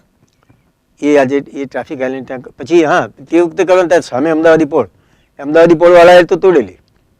એટલે જો ત્યાં બાંધવા જઈએ તો મિસઅન્ડરસ્ટેન્ડિંગથી પણ એ લોકો ફરી મારવા આવે કે તમે ફરી દરગાહ બાંધો છો ને એમ કરીને મારવા આવે. એટલે મેં કહું આવું નહીં કરવાનું. એટલે આપણે પાછું એ લોકોને કોન્ફિડન્સમાં લેવાનું. એટલે ડૉક્ટર ઠાકુરભાઈ મેયર હતા, એક મિનિસ્ટર તરીકે રિટાયર થયેલા હતા. એમને મેં કહું અમદાવાદી પોળવાળાને બધાને કોન્સેન્સ એમને મેં પૂછ્યું એ તો બહુ સારું ત્યાં ટ્રાફિક. મેં કહું તમે કહો એમ નહીં, આ બધા છોકરાઓને અમદાવાદી પોળવાળા બધા સાગરીતોને પૂછી આવો. એ તો સ્વાભાવિક રીતે 2 દાડામાં મને કહ્યું બરાબર છે. એ પછી અમે દરગાહ બાંધી ત્યારે પણ મ્યુનિસિપલ કમિશનરને કહ્યું કે એવું કરવાનું કે તમારા વર્કશોપમાં એનું રેલિંગ બનાવો અને રાતે 12 વાગે રેલિંગ લઈને ત્યાં જવાનું, રેલિંગ મૂકી અને ચણી દેવાનું. એક નાનો ટેકરો કરવાનો ધૂળનો માટીનો, એના પર થોરિયા વાવી દેવાના અને સવારના 4 વાગ્યા પહેલાં આ કામ પૂરું થઈ જવું જોઈએ. એ કર્યું એ પ્રમાણે. એ પેલા આવતા હતા ને લોકો પૂછવા માંડ્યા કે શું કરો છો, ફરી દરગાહ કરો છો? કે ના ભાઈ આ તો આવું કરી આપે. સારું, આજે એ જ ત્યાં છે, એની એ જ રસ્તો એવો ટ્રાફિક આઇલેન્ડ નાનો સગો છે, એના પર થોરિયા વાવેલ, પર થોરિયાનો ગાર્ડન પર ફેશનેબલ થોરિયા વાવ્યા જેથી કરીને તો કોઈ ત્યાં ઊભું ના રહે એના ઉપર. વાહ! એમાં નાના બધા ઘણા પ્રસંગો બનેલા અને ઘણા ક્રાઇસિસવાળા પ્રસંગો બનેલા. બરાબર. ટોટલ એ આજે છે. અને પછીથી દરગાહને કારણે વડોદરામાં રાયટ થયા છે, પણ આ દરગાહ એનું નિમિત્ત નથી બની, આ જગ્યા એનું નિમિત્ત નથી બની અત્યાર સુધી. એ મોટું આશ્વાસન છે. એટલે વહીવટી કુનેહ જે આપણે કહીએ છીએ એ અને એ તમે જે મને પૂછ્યું ને કે આ બધું ભરૂચમાં કેમ આ સક્સેસફુલ થયું, તો એનું કારણ ઢેબરભાઈની ગવર્મેન્ટમાં હું તો ઓફિસ વર્કર હતો, હું એક્ઝિક્યુટિવમાં નહોતો, એટલે મતલબ કે ફિલ્ડમાં મામલતદારમાં નહોતો, કલેક્ટર ઓફિસમાં ચીટનીસ હતો. પણ પેલા સરસ્વતી ચંદ્રે કહ્યું છે તેમ બધું જોઈ અને સાંભળવાની, જાતે મનમાં ઉતારવાની એવી ટીવ હતી. બેઠો બેઠો બ્રૂડ કર્યા કરું અને અમારે ઓર્ડર્સ આપવાના હોય કલેક્ટર્સ ઓફિસમાંથી, એટલે એ જોયા કરું. બાકી પબ્લિક કોઈ તે જમાનામાં MLAs પણ બધા કંઈ કલેક્ટર ઓફિસમાં કોઈ આવતા નહોતા વાર તહેવારે, મિટિંગ હોય ને આવે તો જ. પણ છતાં અમારા ઓફિસરોનું પબ્લિક રિલેશન્સ ઘણા સારા અને આખું વાતાવરણ જોતો હતો કે સૌરાષ્ટ્ર ગવર્મેન્ટ કેવી રીતે કામ કરે છે અને એના પબ્લિક રિલેશન્સ, ઢેબરભાઈના પબ્લિક રિલેશન્સ, આખી ગિરાજદારી અબોલિશ કરી. એ તો એક અદ્ભુત વસ્તુ, એક દુનિયામાં ન ભૂતો ન ભવિષ્યથી જેવી વસ્તુ હિન્દુસ્તાનમાં બની ગઈ. એ ગિરાજદારી અબોલિશને એમાં નજરે, હું એમાં ઇન્વોલ્વ નહોતો થયો પણ એમાં જોયું થતું અમારી નજર આગળ અને એના પરિણામો અમે અમારા વહીવટમાં જોયા એ વસ્તુ. અને છેક યુનિવર્સિટી સુધી, યુનિવર્સિટીમાં પણ હું પાટણમાં ગયો અને યુનિવર્સિટી એસ્ટાબ્લિશ કરવાની મુશ્કેલી હતી, પણ તે જમાનામાં લગભગ દર ટર્મમાં ઓછામાં ઓછી એકવાર પાટણના આગેવાન એવા 30-40 માણસોની મિટિંગ બોલાવતો હતો અને એમને કહેતો હતો કે આ જો તમારા ગામમાં યુનિવર્સિટી થઈ છે, આટલું કામ થયું છે, આટલું કામ થવાનું બાકી છે, આટલી અમારી અપેક્ષાઓ છે, તમે શું મદદ, ગામ લોકો શું મદદ કરી શકે બિચારા, પણ પબ્લિક એટલો સપોર્ટ મળે આપણને, મોરલ સપોર્ટ. પણ એ સાહેબ IAS માંથી પછી શિક્ષણ કેવી રીતે? એ તો વળી વિચિત્ર વાત બની. પ્રમોશનમાં હું ગવર્નરનો સેક્રેટરી થયો, પછી ચીફ મિનિસ્ટરનો પણ સેક્રેટરી. હા, એ પણ ભાગ્યે જ કોઈ, મને લાગે છે કદાચ કોઈ ઓફિસર એવો નહીં હોય કે જે ચીફ મિનિસ્ટરનો ગવર્નરનો બંનેનો સેક્રેટરી થયો હોય, કારણ કે બંનેના પોલિટિકલ પાછા બધા ઇમ્પ્લિકેશન જુદા હોય. મારે એવું બન્યું કે હું ગવર્નરનો સેક્રેટરી પહેલાં થયો અને પછી CMનો સેક્રેટરી થયો. પણ CMનો સેક્રેટરી થયો ત્યારે મને છેલ્લું પ્રમોશન જે મળ્યું તે હું સેક્રેટરી રેન્કમાં આવ્યો. અને એક મનમાં ભાવના એવી, અને એડમિનિસ્ટ્રેટિવના પોઈન્ટ છે કે secretary to the chief minister તરીકે રિટાયર થવું એને બદલે સેક્રેટરી ટુ ગવર્મેન્ટ તરીકે રિટાયર થવું. then you are head of a department, you take your own decisions. અહીંયા CMની ઓફિસમાં CMના બદલે તમારે બધા ડિસિઝન લેવાના. CMની ઓફિસમાં હું 3 વર્ષ રહ્યો, માધવસિંહભાઈ 5 વર્ષ રહ્યા, મને 5 વર્ષ રાખ્યો જ હતો એમણે, પણ 3 વર્ષ થયા એટલે, અને એક સ્વભાવ પણ એવો કે 2-3 વર્ષ થાય ને એટલે બદલી થવાનું મન થાય કે હવે નવી જગ્યા જોઈએ, એક જિલ્લાના માણસ તરીકે.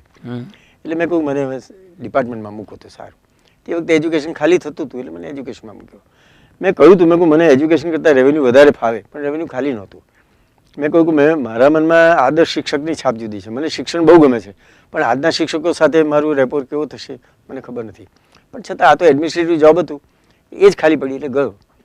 અને ગયો ત્યારે પછી 1.5 વર્ષ મારે બાકી હતું. 1.5 વર્ષમાં છેલ્લે દિવસે મને સેક્રેટરી સ્ટી હોય છે, એમાં જે રિટાયર થવાનો હોય સેક્રેટરી, ચીફ સેક્રેટરી પ્રમુખ હોય, અને નાનું સરખું ભાષણ કરે, 10-15 સેક્રેટરી હોઈએ. એ સાંજે નક્કી હતું. બપોરે મને પ્રબોધભાઈ બોલાવે. પહેલાં મને પૂછતા કે યાજ્ઞિક શું કરવાના રિટાયર થઈને? મેં કહ્યું ભાઈ કંઈ ખબર નથી, હવે કંઈક કરવું તો પડશે, કે નવરા તો નહીં બેસાય, જે થાય તે જોઈશું. જે દિવસે રિટાયર થવાનો તે દિવસે બપોરે પ્રબોધભાઈ બોલાવીને કહ્યું, એજ્યુકેશન મિનિસ્ટર હતા, યાજ્ઞિક અમે તમને 6 મહિનાનું રીએમ્પ્લોયમેન્ટ આપીએ છીએ. હું સાહેબ તમે રીએમ્પ્લોયમેન્ટ આપો છો, આજે સાંજે મારી પાર્ટી છે, ચીફ સેક્રેટરી પ્રમુખ છે એમાં, અને તમે મને આ કહી દીધું એટલે હવે મારે કેવી રીતે એ કરવું? તે કે તમે ગમે એ કરો, આ માધવસિંહભાઈએ નિર્ણય લીધો છે અને 6 મહિના તમને ચાલુ રાખવાના. પછી તો કંઈ બોલાવ્યું હતું એટલે હું ગયો. એ પાર્ટી પણ થઈ, ભાષણે કર્યા, એમણે કર્યા, મેં આભાર માન્યો, બધું કર્યું, પણ બીજ દાડે પાછું હું તો ફરજ ઉપર હાજર જ હતો. એ 6 મહિના પૂરા થયા અને ફરી ઇલેક્શન આવતું હતું, અને પ્રબોધભાઈ ઊભા રહેવાના નહોતા, એટલે એમણે કહ્યું કે યાજ્ઞિકને ચાલુ રાખો, એટલે બીજા 6 મહિના પાછા આવ્યા. તો એ પણ એક યુનિક વસ્તુ બની કે એની એ પોસ્ટ ઉપર, સેક્રેટરી ઉપર ખાસ કરીને, સેક્રેટરીની પોસ્ટ ઉપર રીએમ્પ્લોયમેન્ટ મળે 1 વર્ષ, એ ઘણી મોટી વાત હતી. એનો ઘણો મોટો સંતોષ. પેલી પરીક્ષામાં પાસ ન થયા આઈએએસમાં, તે બહુ ધ્યાનમાં રહ્યું. ફેર એટલો પડ્યો કે જે પાસ થયા હોઈએ તો ઘણા ઊંચા લેવલ સુધી પહોંચી શકાય. આ છે તે સ્ટેટના સેક્રેટરી સુધી પહોંચી શકાય. અને પછી યુનિવર્સિટીમાં જવાનું બન્યું. યુનિવર્સિટીમાં હું એજ્યુકેશન ડિપાર્ટમેન્ટમાંથી રિટાયર થયો, અને પાટણ યુનિવર્સિટીનો એક્ટનું પાયલોટિંગ બધું આખું ડ્રાફ્ટિંગ ને બધું કરવાનું હતું, મારા હાથે થયું હતું. એટલે મને એમણે કહ્યું કે તમે યુજીસી સાથે વાટાઘાટો કરી છે, યુજીસીની કોન્સેપ્ટ શું છે નવી યુનિવર્સિટીની એ તમે જાણો છો, માટે તમે જાઓ. તે પહેલી અપોઇન્ટમેન્ટ ગવર્નર કરે, પહેલી અપોઇન્ટમેન્ટ સરકાર કરે છે, એટલે પહેલી અપોઇન્ટમેન્ટ મને વાઇસ ચાન્સલરને ત્યાં આપી, એટલે હું ત્યાં ગયો. હવે શિક્ષણમાં તો ખરી વાત એ છે કે સારો શિક્ષક જ હોય એવું જરૂરી નથી. વાઇસ ચાન્સલર, ખાસ કરીને પહેલા વાઇસ ચાન્સલર, તો એડમિનિસ્ટ્રેટર પણ સારો. જો શિક્ષક હોય સારો તો પણ એને એડમિનિસ્ટ્રેશન સારું જાણવું જોઈએ. તો ખરી વાત એ છે કે શિક્ષણનું જે મર્મ છે તે જાણતો હોય, શિક્ષણના પ્રોબ્લેમ્સને ટેકલ કરી શકે એવો હોય, માણસોને ટેકલ કરી શકે એવો હોય, અને એડમિનિસ્ટ્રેટિવલી સ્ટ્રોંગ હોય એવો માણસ જોઈએ. મને એમ લાગ્યું કે હું શિક્ષક તો નહોતો, પણ શિક્ષકના પ્રોબ્લેમ્સ હું સમજી શકતો હતો. અને ઓફિસ ગોઠવવી અને ઓફિસની સાથેના બધા કોલેજના એફિલિએટેડ કોલેજના રિલેશન્સ ગોઠવવા, એ એડમિનિસ્ટ્રેટિવલી હું કરી શકતો હતો. એ તો મારો કોન્ફિડન્સ હતો. એટલે એ રીતે હું શિક્ષણમાં પછી ઓટોમેટિકલી લગભગ જવાનું થયું એમ. પણ એ પ્રથમ કુલપતિ તરીકેનું જે કાર્ય આપે સંભાળ્યું એના યાદગાર, કારણ કે સ્થાપના કાળ હતો, સગવડતાઓનો લગભગ હજી પ્રાદુર્ભાવ થવાનો બાકી હોય, એટલે કન્સ્ટ્રેન્ટ્સ વચ્ચે બહુ મોટી ચેલેન્જ, મારી કદાચ જિંદગીની મોટામાં મોટી ચેલેન્જ, કારણ કે એ મારી એકલાય ફેસ કરવાની હતી શરૂઆતમાં. મારી ટીમ તો બહુ સારી બિલ્ડઅપ થઈ પછી, એ જુદા જુદા મેજર્સ લેવાયા, એટલે પણ એમાં એ મોટામાં મોટી ચેલેન્જ હતી, એ વાત ખરી છે. એમાં આખી જિંદગીનું મારું જેટલું કંઈ સારું, વોટ એવર જે કંઈ શીખ્યો હોઈશ કે જે કંઈ સારું હશે એ બધું મેં ત્યાં ખર્ચ્યું છે ને વાપર્યું છે ને અનુભવ્યું. અને કેટલાક હેન્ડીકેપ્સ પણ હતા, કેટલુંક સારું પણ હતું. સારું એ હતું કે પાટણમાં લોકલ ખટપટ નહોતી બિલકુલ. પાટણમાં મેં એ જોયું કે ટ્રેડિશનલી પાછળ પ્રમાણમાં ગામડા જેવું શહેર, મહેસાણા જિલ્લાનું સૌથી મોટું શહેર, પણ વાતાવરણ એનું એક બિગર ટાઉન જેવું, એથી મોટું નહીં. પણ બેઝિકલી અભણ માણસને પણ વિદ્યા માટેનો એક પ્રેમ કે વિદ્યા માટેનો આદર એ પાટણમાં મેં જોયું. અને એ હું એમ સમજુ છું કે આ ઐતિહાસિક દેણ છે. એ કલિકાલ સર્વજ્ઞ અને વસ્તુપાલ તેજપાલ એ તે ભૂમિમાં થયા હતા. અને એને લીધે એક જાતની યુનિવર્સિટી માટે એમને એમ મનમાં લાગણી હતી, બીજું તો કશું નહીં. અને એવું તમે પહેલી વાર જોશો કે અમને જમીન સરકારે આપવાની હતી, એ અમને પોઝેશન નહોતું મળતું, જિલ્લા પંચાયતની કંઈક મુશ્કેલી હતી તેને કારણે. એને કારણે આખા પાટણે હડતાલ પાડી. તે એવી હડતાલ પાડી કે અમારા યુનિવર્સિટીના સ્ટાફના માણસો તે દિવસે ચા વગર ના રહે, રેંકડીઓ પણ ન ચાલી તે દિવસે. આ તો બધું બહાર બહુ આની પબ્લિસિટી મને આવડતી પણ નથી, અથવા બહુ એમાં દિલચસ્પી પણ નથી, એટલે બહાર આવ્યું નથી બહુ એમ. પણ તે દિવસે પાટણની યુનિવર્સિટીની મુશ્કેલીને કારણે આખા પાટણને બંધ પાડ્યો હોય, એ તો ઐતિહાસિક બી ના ગણવી જોઈએ. અને યુનિવર્સિટી ચાલુ હતી? યુનિવર્સિટી તો ચાલુ, કારણ કે ના, એટલે એક જ દિવસનો એ તો થયું એવું, એક દિવસનો બંધ થયું એવું કે મેં લોકલ માણસોને બોલાવેલા અને એમને એમ પેલી જે મિટિંગ હું કરતો ને તેવી મિટિંગમાં મેં એમ કહ્યું કે ભાઈ આ જમીન સરકારે ઓર્ડર્સ કર્યા છે છતાં પંચાયત આપતી નથી પોઝેશન, હવે શું કરવું? હવે તમે બધા તો જે કંઈ કરો નહીં તો મારાથી એકલાથી આમાં થાય એવું નથી. એટલે એમણે કહ્યું કે અમે આત્મારામભાઈ પાસે જઈએ, કાલે ડેલિગેશન લઈ જઈશું, આમ તેમ બધું. મેં કીધું આ બધું કરો, પણ એક મારા તરફથી એક વાત કે આજથી પાટણમાં રાંધેલી રસોઈ જમવાનું બંધ. એમ એટલે હું તે વખતે રહેતો હતો ગાંધીનગર. 4 દિવસ અઠવાડિયામાં પાટણ જવું, 3 દિવસ ગાંધીનગરમાં નાની ઓફિસ હતી. લોકલ બધા ઘણા કામો મારે અહીંની યુનિવર્સિટીના સરકારના બધા કામો ત્યાં પતાવું સોમ મંગળ, અને મંગળવારે સાંજે જવું, તે શનિવારે પાછું આવું. 4 દિવસ ત્યાં, 4-5 દિવસ હું ત્યાં રહેતો. હું 4-5 દિવસ પાટણમાં હું ભૂખ્યો નથી, મારે ભૂખ્યા રહીને માદા નથી પડવું. મને હું ગામની બહાર જઈશ તો જમીશ પણ ખરો, બીજી કોલેજોમાં જવું, ઇન્વિટેશન હોય, સવારની કોલેજ હોય, ગયો હોઉં ત્યાં બપોરે જમીને પાછું આવું.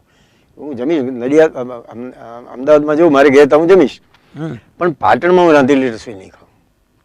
એ 1.5 મહિના સુધી મેં છે તે ખાલી ફ્રૂટ્સ અને દૂધ ને કેળા ને ફળ ને મગફળીને એમ ચલાવ્યું. એટલે નોટ દેટ આઈ સ્ટાર્વ, હું જમતો પોતે પેટ ભરીને, પણ એ લોકોને જાણ કરી. એ મેં એ મિટિંગમાં કહ્યું કે આજથી આ મારો સંકલ્પ કે જ્યાં સુધી એ જમીનનું પોઝિશન ના મળે ત્યાં સુધી હું નહીં કરું.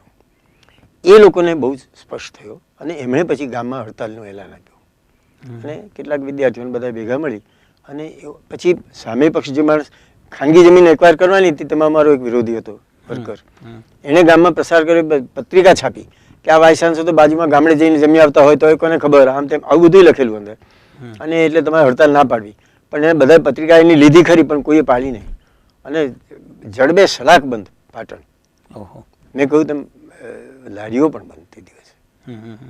એની અસર પણ થઈ અને અલ્ટિમેટલી પછી જોકે નવું ઇલેક્શન આવતું હતું ને પછી દિલ્હીથી એડવાઇઝર આવ્યા હતા ને તેમના દેખતા ફરિયાદ થઈ. લોકોએ જ ફરિયાદ કરી કે સાહેબ તમને ઇલેક્શનમાં પાટણનો એક મત નહીં મળે, કારણ કે આ પંચાયતના પ્રમુખ જે પક્ષના પ્રમુખ છે તમારા જિલ્લાના તમારી પાસે બેઠા છે એ જમીન નથી આપતા માટે. એટલે પેલા એડવાઇઝર દિલ્હીવાળાએ કહ્યું કે કેમ ભાઈ, તો ના ના વાંધો નથી, આપી દઈશું. એટલે એ આપી દઈશું કહીને ગયા. હું તે વખતે અમદાવાદમાં હતો એટલે મને ફોન આવ્યો બીજી દાડે સવારે મારી ઓફિસમાંથી કે સાહેબ આ કલેક્ટરનો માણસ જમીનનો કબજો સોંપવા આવ્યો છે. મને કલ્પના નહીં. મેં કહું પણ સાહેબ 10 એકર કાપીને બાકીનું આપવાનું કહે છે. મેં કહું 1 એકર આપે તો પણ લઈ લો, કારણ કે ત્યાં પગ મૂકવાનો છે આપણે. એ અમારા ઓફિસરો સારા નથી, મારી સાથે કામ કરનારા મારા કલીગ્સ ને એવા બધા હતા. એમણે જમીન આપી દીધી એટલે પછી તો પ્રમુખ એમની સાથે એટલા બધા નારાજ થયા અને પેલા કલેક્ટરને નોટિસ મળી કે તમે કેમ જમીન આપી દીધી, પેલા ડીડીઓને બદલી કરાવી દીધી, આવું બધું પણ થયું. એ બધા એમને કંઈ નુકસાન થયું નહીં, એમણે ખુલાસા આપ્યા, બધા બધું બરાબર કર્યું. એમણે કહ્યું કે સરકારનો ઓર્ડર હતા, જીઆર હતો કે જમીન મ્યુનિસિપાલિટીને સોંપી દેવી તો સોંપી દેવાની હોય. અને ડીડીઓએ તો એમને ચોખ્ખું કહ્યું કે તમે પાટણમાં જઈને કહ્યા, તમે રાત્રે એને ઘેર જઈને ડીડીઓને પાછો ફોન કર્યો કે હું તો પાટણમાં કહી આવ્યો છું કે જમીન આપી દેવાની છે, કે તમે મને ટેલિફોન પર કહ્યું હતું કે જમીન આપી દેવાની, આપી દીધી, પછી બીજું શું. એટલે આ બધા એટલા બધા હેપી સર્કમસ્ટાન્સીસ થયા, પણ તેમાં મને આ વાત બહુ સ્પર્શી ગઈ છે, જેને બહુ પબ્લિસિટી નથી પણ મળી કે પાટણની પબ્લિકે આટલું બધું, પાટણની પબ્લિકમાં એટલા બધા એક કોલેજ હતી, બાકી બહુ કંઈ વિદ્યાપુરુષો ઘણા હતા એવું તો હતું નહીં. પણ શિક્ષણના અનુભવો કેવા એ સમયમાં? શિક્ષણના અનુભવ મને 2-3 રીતે થયા. એક મને એવું, હવે તો લાંબા ગાળાની જરાક વાત કરું તો એવું કે શિક્ષણના અનુભવમાં આપણને એ ખ્યાલ નથી આવતો કે શિક્ષણનું એડમિનિસ્ટ્રેશન નબળું કેટલું પડ્યું છે. એકેડેમિક, હું તો એકેડેમિશિયન નથી એ સેન્સમાં, તો એકેડેમિક જે પ્રોબ્લેમ્સ હોય છે એ રિઝોલ્વ કરવાની વાત, છોકરાઓને કેવી રીતે શીખવાડવા અથવા સંક્રમણ કેવી રીતે થાય છે વિદ્યાનું જ્ઞાનનું વગેરે વગેરે, અથવા રિસર્ચ કેવી રીતે કરવું, એ તો હું શીખ્યો છું થોડું ઘણું આમાં રહીને. પણ આપણે એ રિયલાઇઝ નથી કરતા કે આપણું એડમિનિસ્ટ્રેશન નબળું હોવાને કારણે એકેડેમિક પ્રોગ્રામ્સ પર કેટલી અસર થાય છે. અને એકેડેમિક્સ પ્રોગ્રામ તો એટલા બધા છે કે દાખલા તરીકે તમે ક્વેશ્ચન પેપર કયું કાઢો છો એ એકેડેમિક પ્રોબ્લેમ છે, એ મારો પ્રોબ્લેમ નથી. પણ એ કેવું છપાયું, ટાઈમસર છપાયું કે નહીં, ટાઈમસર પહોંચ્યું કે નહીં, ટાઈમસર પ્રિન્સિપાલે ખોટું પેકેટ ખોલ્યું કે નહીં, એ તો તમામ એડમિનિસ્ટ્રેશન પ્રોબ્લેમ છે. અમે એકેડેમિક કશું જ નથી. તમારે સવાલ ઓપ્શન આપવા કે નહીં એ એકેડેમિક પ્રોબ્લેમ છે. માર્કનું કેવી રીતે ડિવિઝન કરવું તે એકેડેમિક પ્રોબ્લેમ છે. પણ એકવાર તમે પેપર આપી દીધું પછી છપાય પછી એ સિક્રેટ રહેવું જોઈએ, એ કંઈ એકેડેમિક પ્રોબ્લેમ નથી. એનું ખાનગીપણું કેમ, સિક્યોરિટી કેમ ના રહે, એ એડમિનિસ્ટ્રેટિવ પ્રોબ્લેમ છે.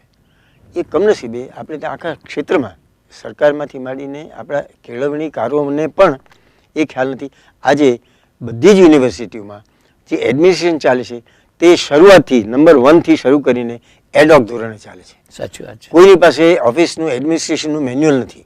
અમે પાટણમાં એક ડ્રાફ્ટ મેન્યુઅલ કર્યું હતું, એ કોઈ યુનિવર્સિટીમાં, બાકી બધે ઠેકાણે યુનિફોર્મ પેટર્ન ઓફ એડમિનિસ્ટ્રેશન કેમ ના હોવું જોઈએ, ખાસ કરીને regional university. Yes yes yes.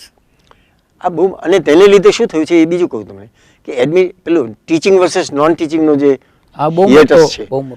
અચ્છા, નોન ટીચિંગ એમ માને કે અમે ભલે શીખવાડવા નથી જતા પણ અમારો હાથ ઊંચો, આ ગડબડ કરે પ્રોફેસરનો તેને ચેક કરીએ, મીટિંગ ક્યારે બોલાવી ક્યારે નહીં.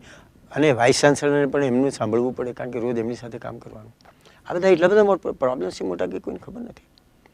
અને અમે વળી જુદી પ્રથા રાખી હતી. મને મારા દાખલા તરીકે પહેલી એક્ઝિક્યુટિવ કાઉન્સિલ આવી એટલે મારા કારકુનોએ મને ફરિયાદ કરી કે સાહેબ એક્ઝિક્યુટિવ કાઉન્સિલનો મેમ્બર અથવા સેનેટનો મેમ્બર ટેબલની સામે આવીને બેસે છે અને કહે છે કે ફલાણી ફાઇલ બતાવો ને અમારે બતાવવી પડે છે.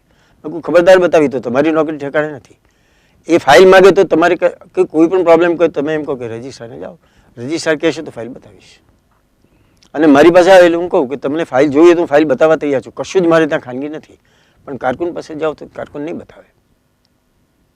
આટલું કહેવાની એડમિનિસ્ટ્રેટરની વાઇસ ચાન્સલરની તાકાત હોવી જોઈએ. હું એ કરી શક્યો કારણ કે મારું આખું બેકગ્રાઉન્ડ જુદી હતી સાવ. પણ વાઇસ ચાન્સલર તરીકે રહેવું એ જો પ્રોફેસરોના ગુડવિલને આધારિત હોય અને સરકારના ગુડવિલને આધારિત હોય તો એ બિચારો ઇનઇફેક્ટિવ થઈ જાય છે. એકવાર વાઇસ ચાન્સલર તરીકે ખુરશીમાં બેઠો પછી તો એની ઓટોનોમી જળવાવી જોઈએ. પછી એને શા માટે ઇવન પ્રિએમ્પ્ટિવ મેઝર્સ લઈને પણ એમ કરવું પડે કે ના ના ભાઈ આપણું ગુડવિલ સારું રહેવો જોઈએ, પ્રયાસ કરવો પડે, એવું ન કરવું જોઈએ અને જરૂર ન પડવી જોઈએ. આ પાછો સેમ ઉત્તર ગુજરાત યુનિવર્સિટી યુજીસી એક્ટ અંતર્ગત બન્યું એટલે એનું બંધારણ પણ બીજી આપણી બંધારણ બીજી રીતે થયું. દાખલા તરીકે આજે હમણાં જ એક મોટો સવાલ ઉભો થયો છે કે વાઇસ ચાન્સલરની નિમણૂક કોણ કરે? તો હું જ્યારે ગયો ત્યારે મને કહ્યું કે મોડેલ તરીકે તમે વિશ્વ ભારતીનું એટલે ટાગોરની યુનિવર્સિટીનું અને દિલ્હી યુનિવર્સિટીનું કોન્સ્ટિટ્યુશન જોજો. અને તેમાં એવું છે કે વાઇસ ચાન્સલરની નિમણૂક ચાન્સેલર કરશે, ગવર્નર શબ્દ નથી વાપર્યા. અને જૂના બધા જ આપણા એક્ટોમાં ગવર્નર કે એવું કંઈક શબ્દ છે કે ગવર્મેન્ટ હશે. એટલે શું થાય છે કે ગવર્નરે ગવર્મેન્ટની સલાહ લઈને નિમણૂક કરવી પડે. જ્યારે પાટણ અને હવે એમાં એવું થાય છે કે ગવર્નર પાછા એવા હોય કે ચીફ મિનિસ્ટરને પૂછ્યા વગર પાણી ના પીતા હોય તો તે તેમ કરે, એમાં શું કરી શકાય બીજું? એવા પણ હતા આપણે ત્યાં. પણ જો ગવર્નર એમ કે ના આમાં વાઇસ ચાન્સલર લખ્યું છે એટલે હું તમને નહીં પૂછું તો he is within his rights to do it. એટલે પાટણમાં અને ભાવનગરમાં એવું થયું કે પાટણમાં અને ભાવનગરમાં આ સુધારો આવ્યા પછી થયું.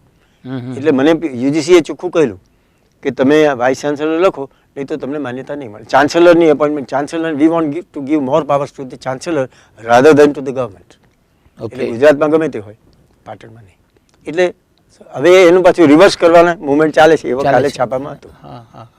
પણ આ રીતે પાટણમાં કેટલાક અમુક એ લોકોએ કહ્યું હતું. દાખલા તરીકે એમ કહ્યું કે સેનેટમાં વિદ્યાર્થીઓની શું જરૂર? એટલે અમે કહ્યું કે ભાઈ ગુજરાતમાંથી જુદા પડીએ છીએ એટલે વિદ્યાર્થીઓને રાખવા તો પડશે, પણ ઇલેક્શન ન કરીએ. એ ઇલેક્શન અમે ન કર્યું અને એ લોકોએ કબૂલ કર્યું યુજીસીએ. એને લીધે પોલિટિક્સ એટલું બધું સાફ થઈ ગયું, કારણ કે વિદ્યાર્થીઓના ઇલેક્શનમાં જે બીજી યુનિવર્સિટીઓમાં થાય છે એવું અમારે ત્યાં કંઈ જ નહીં. છોકરાઓ આવ્યા અમને લડવા કે સાહેબ અમને ઇલેક્શન આપો. મેં કહ્યું જુઓ તમારી કોલેજમાં ઇલેક્શન કરવું હોય તો કરો, તમારું જીએસ થાય, આ થાય, તે થાય, અમે ના પાડવા નથી. વી વેલકમ ઇટ. અને હું યુનિવર્સિટીમાં સેનેટમાં છોકરાઓને લેવાનો છું, પણ તે ચૂંટણીથી નહીં. એટલે મારે ત્યાં ચૂંટણી કરવા માટે કોલેજમાં ચૂંટણી કરવી પડે એ પ્રશ્ન પતી ગયો. એ બેની વચ્ચેનું કનેક્શન નથી. અને અમે સેનેટમાં કેવા વિદ્યાર્થીઓને લેવા તેના માટે સ્ટેચ્યુટ બનાવ્યા. That also should be transparent. અને એમાં થોડું ડિસ્કશન રહે વાઇસ ચાન્સલરને, પણ કયું ફિલ્ડમાંથી લેવા, કેવી રીતે લેવા એ મેનરિઝમ બધા અંદર આપી ગયેલા. એટલે એ એમને કહ્યું અને તેથી કરીને કહ્યું. અચ્છા બીજું એમણે એમ કહ્યું કે ઇલેક્શન કોઈ સ્ટેજે ના જોઈએ, એવું યુજીસી એમને કહ્યું. અમે કહ્યું કે ઇલેક્શન ના જોઈએ તો વાત બરાબર છે, પણ દાખલા તરીકે તમારે અધ્યાપકોની આટલી બધી મોટી કોન્સ્ટિટ્યુન્સી એમાંથી પસંદ તો કરવું તો કે સારું કરો.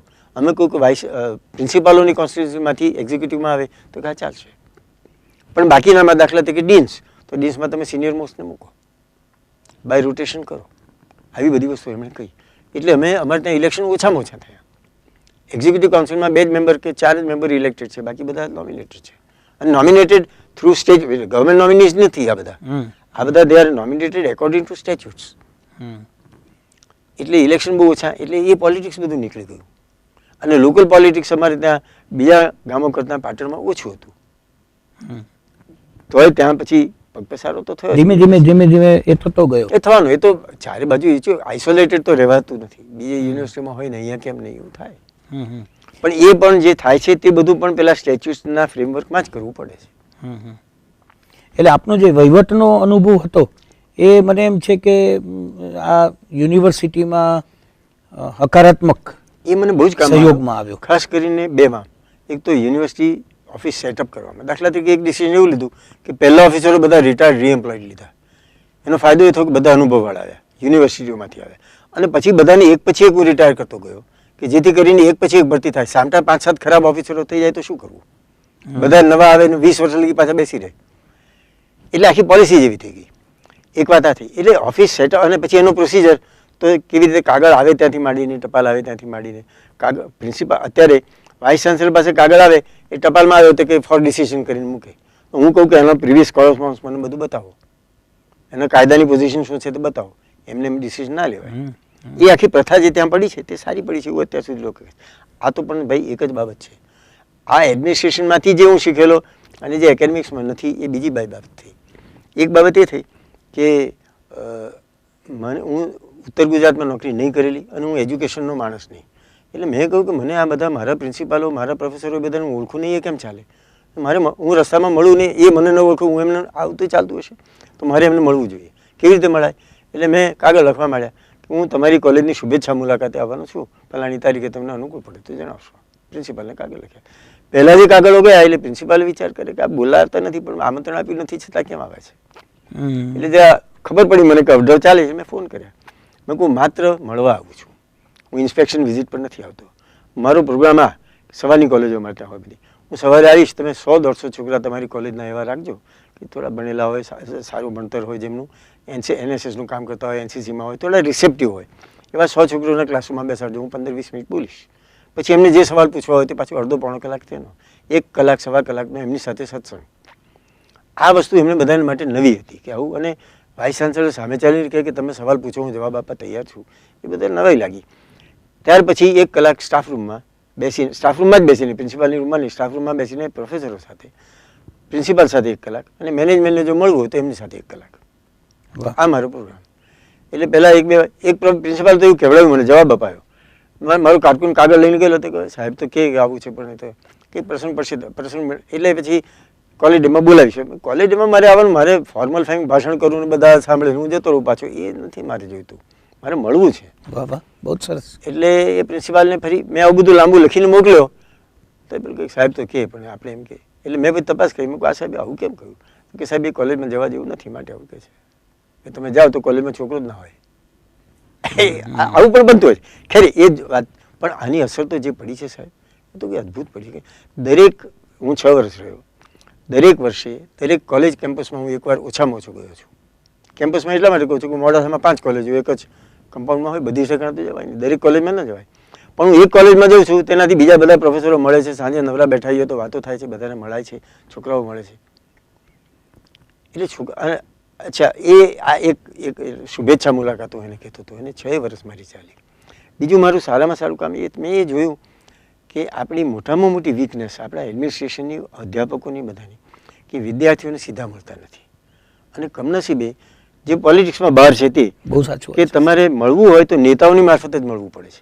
એટલે વિદ્યાર્થી નેતાઓને જ બોલાવવાના, વિદ્યાર્થી સેનેટરોને બોલાવવાના. હું કહું કે નોન સેનેટર વિદ્યાર્થીને કેમ ના મળાય? અને એ મળવાનું તમે ક્લાસરૂમમાં જ મળો છો, બાકી તો મળતા જ નથી. તો તમે અમસ્તા ચાના પહેલા પર બેઠા હોય, કેમ છો ભાઈ, કેમ ચાલે છે, તબિયત પાણી મજામાં છે, એટલી વાત ના થાય તમારાથી કોઈની સાથે. હવે ટાઈમ નથી તમને, હું સમજુ છું. એટલે પાટણમાં મેં એક ડિસ્કશન ગ્રુપ શરૂ કર્યું જેને મેં બુધવારીઓ કહેતા હતા. દર બુધવારે વિદ્યાર્થીઓને બોલાવ્યા. 2-3 વર્ષ સુધી હેરાન એટલા માટે થયો કે મારા ટીચિંગ ડિપાર્ટમેન્ટ્સ નહોતા, એટલે મારે કયા વિદ્યાર્થીઓને પસંદ કરવા. એટલે લોકલ પ્રિન્સિપાલને કહું, પ્રિન્સિપાલો મારી કોન્સેપ્ટ સમજી શક્યા નહીં.